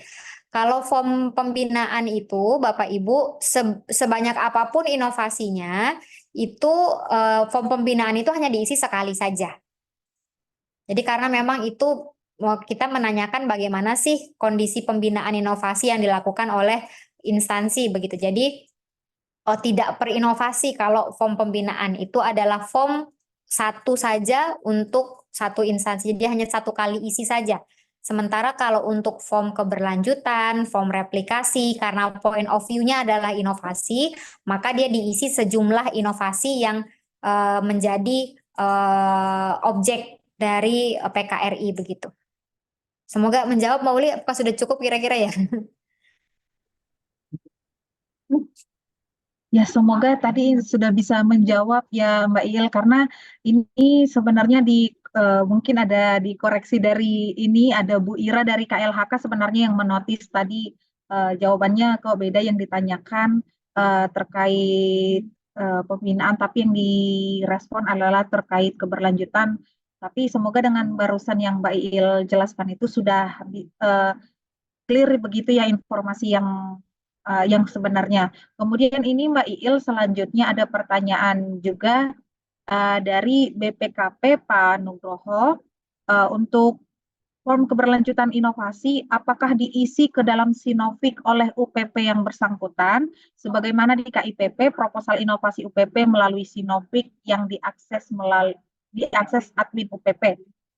Ini mungkin bisa dijelaskan juga sekaligus Mbak Il terkait akun di Sinovik nanti alurnya seperti apa sebagai informasi tambahan. Oke, Silakan Mbak Il. Mbak Uli, terima kasih Bapak Ibu sekalian.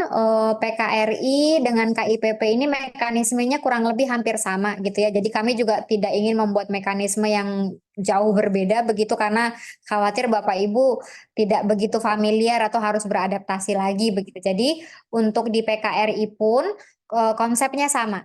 Form keberlanjutan dan form replikasi itu diisi oleh admin UPP-nya begitu. Karena kan point of view-nya tadi adalah point of view inovasi. Tentu yang lebih tahu, lebih paham adalah unit kerja yang menyelenggarakan inovasi tersebut. Terkait dengan akun, begitupun halnya Pak sama, yaitu permintaan akun admin instansi itu disampaikan ke Kemenpan, kami yang akan membuatkan akun admin instansinya, sementara admin instansi lah nanti yang membuatkan akun bagi admin UPP, seperti itu. Kemudian terkait dengan pengajuan form, misalnya itu pun juga mekanismenya sama dengan seperti di KIPP, di mana pengajuan setiap form itu dilakukan secara berjenjang. Form keberlanjutan dan form replikasi karena dia diisi oleh admin UPP, maka dia disubmit secara berjenjang oleh admin UPP ke admin instansi. Kemudian admin instansilah yang akan mensubmit form tersebut ke admin Kementerian Pan-RB atau admin pusat. Nah, sementara form pembinaan ini yang mungkin agak sedikit baru ya Bapak Ibu. Kalau dulu kan di KIPP admin instansi kan hanya mereview saja lalu mensubmit proposalnya teman-teman UPP. Kalau kali ini admin instansi jadi sedikit ada kerjaan tambahan yaitu mengisi form pembinaan inovasi. Nah, nanti form pembinaan inovasi ini disubmit oleh admin instansi ke admin Kementerian Pan-RB bersamaan dengan saat mensubmit form keberlanjutan dan form replikasi. Jadi kurang lebih alur dan mekanismenya kurang lebih sama seperti di KIPP, Bapak Ibu. Ya, terima kasih Mbak Iil. Sepertinya ini di kolom chat sudah tidak ada pertanyaan, tapi sekali lagi kami tanyakan lagi Bapak Ibu, barangkali masih ada yang ingin ditanyakan atau dikonfirmasi kembali, kami persilakan untuk disampaikan melalui kolom chat.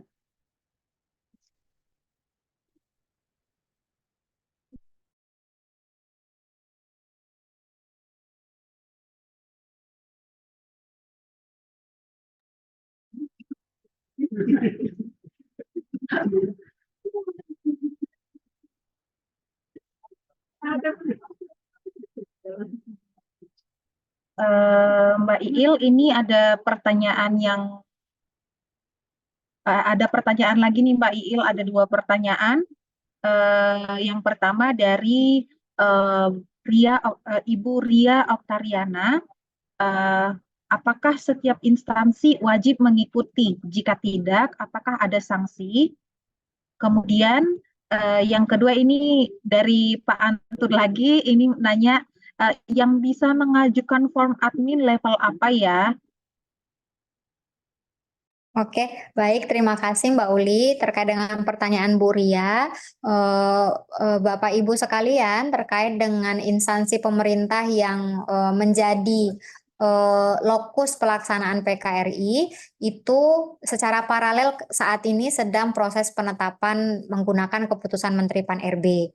Nah, kami memang menyebutkan bahwa kegiatan ini wajib diikuti oleh instansi pemerintah yang ditetapkan nantinya menjadi lokus PKRI.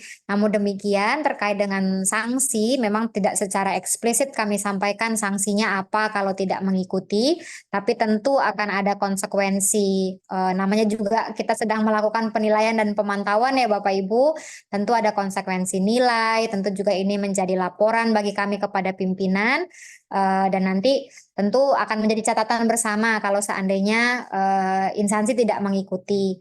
Nah, walaupun secara eksplisit nggak ada sanksinya, misalnya nggak boleh nggak boleh ini, nggak ada memang, tapi tentu akan ada konsekuensi lain lah yang mungkin nanti harus kita hadapi ketika instansi tidak mengikuti PKRI dengan maksimal, tentu baik dari sisi mungkin nanti konsekuensi nilainya mungkin nggak ada seperti itu, atau mungkin akan menjadi bahan bagi pimpinan untuk ke depan seperti itu. Kemudian terkait dengan pertanyaan Pak Antun, yang bisa mengajukan admin instansi itu kalau Bapak Ibu untuk di Kementerian lembaga khususnya admin instansi itu biasanya dikelola oleh sekretariat instansi. Jadi mungkin kalau di kementerian biasanya itu sekretariat jenderal atau sekretariat utama mungkin kalau di lembaga yang mengelola itu. Ataupun juga boleh dikelola oleh unit kerja yang memang ditunjuk oleh pimpinan untuk bertugas sebagai admin instansi. Sekali lagi Bapak Ibu, admin instansi itu kerjaannya agak berat dibanding unit kerja yang lain. Jadi mungkin perlu, kalau belum ada penugasan spesifik mungkin di instansi Bapak Ibu mungkin bisa didiskusikan dulu siapa yang akan menjadi admin instansi, mungkin akan ada arahan atasan terkait dengan hal tersebut begitu.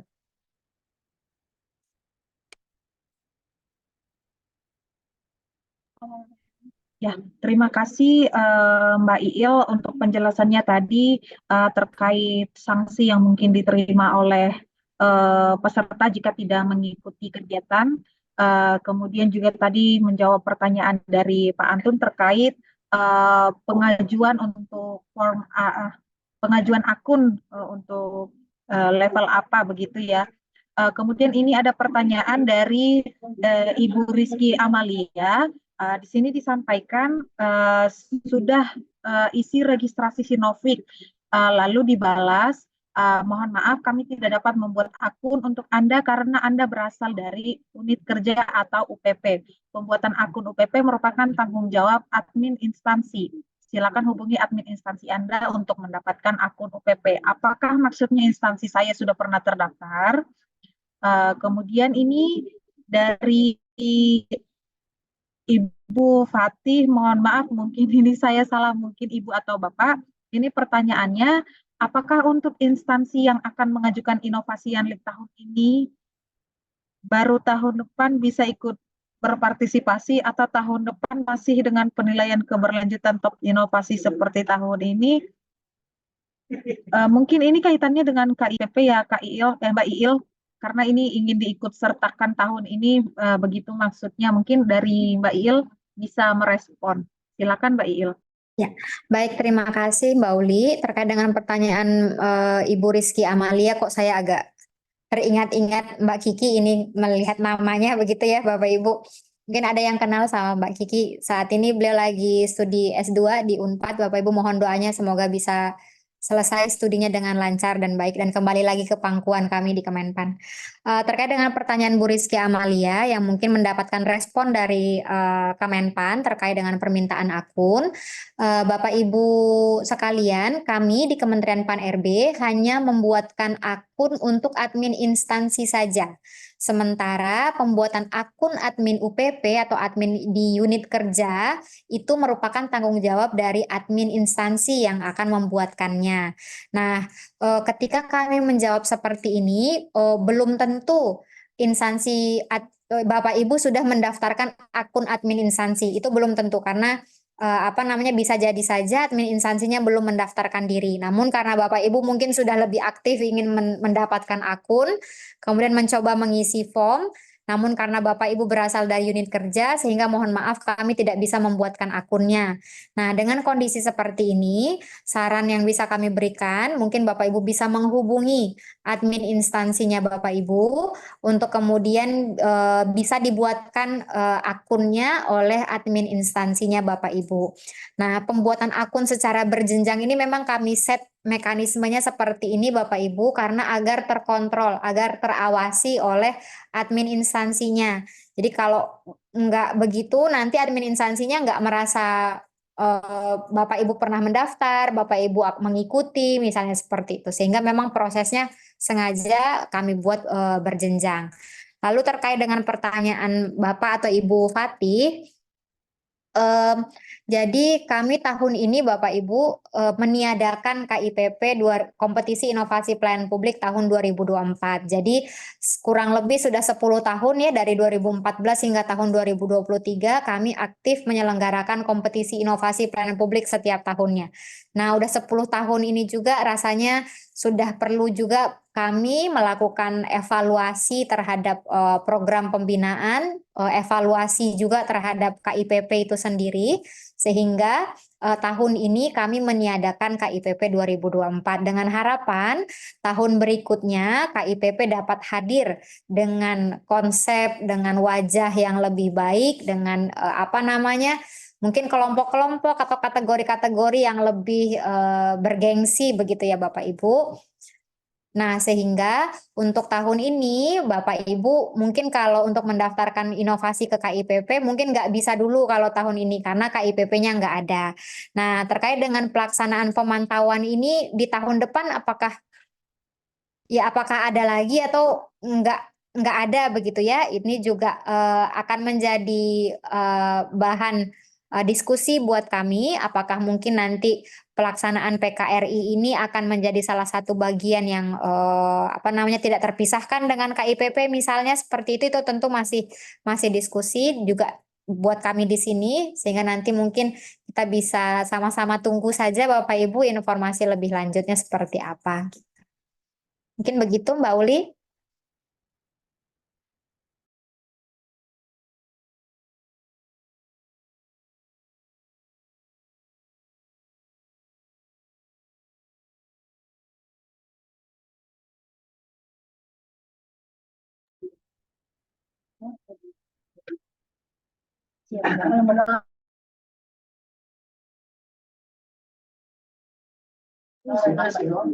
Baik, terima kasih Mbak Iil. Sebelumnya mohon maaf, saya ingin menambahkan juga nih Mbak Iil terkait tadi permohonan akunnya dari Ibu Rizky Amalia. Ini kami juga bantu mencarikan data permohonan yang disampaikan ke kami. Di sini memang ketika di formnya itu diisikan nama unit kerja asalnya adalah Tim Kerja Organisasi dan Tata Laksana Biro Hukum Kerjasama dan Hubungan Masyarakat. Sepertinya terjadi kekeliruan di kami karena kami kira ditulisnya tim kerja berarti adalah UPP. Mohon maaf. Nah, Bapak Ibu, Bu Rizky Amalia, mohon jika memang tim kerja tersebut merupakan pembina atau unit yang menangani inovasi di instansi Bapak Ibu, mohon untuk bisa dibalas saja email yang sebelumnya kami kirimkan terkait alasan penolakan tersebut. Silakan di email kembali ke kami untuk menjelaskan jika betul tim kerja organisasi ini adalah unit yang menangani atau membidangi inovasi pelayanan publik, sehingga nanti bisa kami respon kembali untuk akunnya. Seperti itu ya Ibu Rizky Amalia. Terima kasih Mbak Iil, itu informasi tambahan dari saya karena ini saya juga dibantu cross check sama teman yang lain. Ini ada lagi pertanyaan Mbak Iil, satu dari Bekasi oleh Pak Sigit Indrayanto. Satuan kerja kami sudah termasuk dalam top inovasi, tetapi karena ada perubahan organisasi tata kerja, maka satuan kerja kami yang sudah masuk top inovasi sudah merger dengan satker kerja yang lain. Yang kami mau tanyakan, apakah kami bisa mengusulkan inovasi kita melalui satker lama? Mohon informasinya. Ya, baik, terima kasih banyak Mbak Uli. Terima kasih banyak juga Pak Sigit atas pertanyaannya. Untuk kasus seperti ini, Bapak, tentunya kalau inovasi itu masih berlanjut dan satkernya pun juga sudah merger ke satker yang lain, begitu, maka tentu yang akan mengisi form keberlanjutan untuk inovasi tersebut adalah satkernya saat ini, satker saat ini yang akan mengisi apa namanya data terhadap inovasi tersebut begitu. Namun kalaupun nanti satker yang saat ini bisa saja satker saat ini yang hasil merger itu mungkin membutuhkan kolaborasi, koordinasi dengan pengampu yang lama, mungkin bisa kerja bareng begitu. Namun tanggung jawab pengisiannya kemudian akan beralih ke satker baru yang merupakan hasil merger tersebut, Bapak.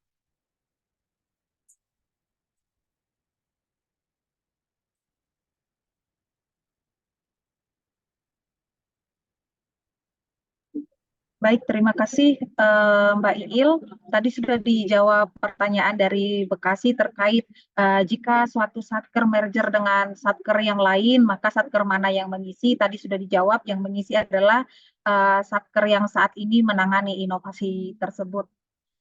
Kemudian ini ada pertanyaan lagi, Mbak Iil, apa masih bisa direspon Mbak Iil atau Mbak Iil? Ya, Uli? Ya, masih ada satu pertanyaan lagi ini, apa Mm. masih bisa kita respon dulu? Iya, boleh, nggak apa-apa. Ya, baik, ini Mbak Iil ada pertanyaan dari Pak Budi. Untuk mendukung penilaian RB tahun 2024 karena tidak ada KIPP, apakah penilaian PKRI ini bisa untuk menggantikan penilaian KIPP yang biasa kita lakukan? Silakan Mbak Iil. Ya, baik, terima kasih Mbak Uli. Untuk pertanyaan dari Pak Budi ini mungkin kita agak sedikit butuh waktu untuk mengkoordinasikan dengan teman-teman RB ya untuk memastikan detailnya seperti apa karena saya juga nggak mau langsung menjawab begini Bapak Ibu, khawatirnya nanti ada misleading informasinya begitu. Namun kami akan coba komunikasikan ke internal terkait dengan hal tersebut sekiranya nanti bisa untuk menggantikan KIPP begitu ya untuk di penilaian mendukung penilaian RB nanti akan kami informasikan secara luas kepada Bapak Ibu melalui kesempatan berikutnya. Baik, terima kasih Mbak Iil. Tadi sudah dijawab ya Pak Budi terkait penilaian PKRI ini apakah bisa menggantikan KIPP, maka nanti kami perlu melakukan koordinasi terlebih dahulu ke kedeputian yang berkaitan untuk mendiskusikan apakah bisa atau tidak. Untuk nanti responnya mungkin kami bisa hubungi langsung ke Pak Budi atau mungkin di forum-forum berikutnya. Baik Bapak dan Ibu, mengingat waktu sudah menunjukkan pukul 15 dan di agenda kita untuk diskusi dan tanya jawab memang diakhiri pada pukul 15, maka pertanyaan dari Pak Budi tadi menutup diskusi dan tanya jawab kita di sesi siang hari ini. Bapak Ibu, jika kemungkinan masih ada pertanyaan lagi atau ada hal-hal yang perlu dikonfirmasi, Bapak Ibu silakan menghubungi PIC masing-masing. Dalam hal ini dari Kementerian Lembaga dan BUMN, PIC yang bisa dihubungi adalah Mbak Swasti Kirana dan Mas Muhammad Isaldi. Kontaknya sudah ada dilampirkan di surat yang sebelumnya kami kirimkan. Baik Bapak Ibu, terima kasih untuk kesediaan Bapak Ibu menghadiri kegiatan kita pada siang hingga sore hari ini. Menutup kegiatan kita, kami mohon perkenan Pak Fahrul Rizal untuk dapat menutup kegiatan kita di sore hari ini. Baik, terima kasih Mbak Uli. Assalamualaikum warahmatullahi wabarakatuh. Selamat siang menjelang sore. Salam sejahtera untuk kita semua. Yang saya hormati Bapak Ibu peserta sosialisasi PKRI ini. Kami mengucapkan terima kasih atas partisipasi dan keaktifannya dalam mengikuti kegiatan PKRI ini. Atas nama Asisten Deputi, sekali lagi mengucapkan terima kasih dengan harapan semoga kegiatan ini dapat mempermudah Bapak Ibu dalam mengisi form yang tadi dijelaskan oleh rekan kami. Dengan mengucapkan syukur alhamdulillah, maka kegiatan ini kami tutup. Terima kasih. Wabillahi taufiq wal hidayah. Wassalamualaikum warahmatullahi wabarakatuh. Waalaikumsalam. Terima kasih Pak Rizal sudah menutup kegiatan kita pada sore hari ini. Bapak Ibu sekalian, sekali lagi kami sampaikan terima kasih sudah hadir pada kegiatan sosialisasi teknis penyelenggaraan PKRI tahun 2024. Semoga dengan diselenggarakannya kegiatan sore hari ini, informasi bisa lebih jelas disampaikan kepada Bapak Ibu dan Bapak Ibu bisa memahami instrumen PKRI yang kita gunakan, kemudian apa saja yang perlu Bapak Ibu siapkan dan lain sebagainya. Atas nama Kementerian Pan-RB, kami mohon maaf untuk segala keterbatasan dan kekurangan selama penyelenggaraan kegiatan kita di sore hari ini. Sekali lagi Bapak dan Ibu, kami sampaikan terima kasih dan sudah berpartisipasi aktif pada kegiatan hari ini. Demikian Bapak Ibu, kami akhiri kegiatan sore ini. Wassalamualaikum warahmatullahi wabarakatuh. Selamat siang, selamat sore, dan selamat melanjutkan aktivitas kembali Bapak dan Ibu.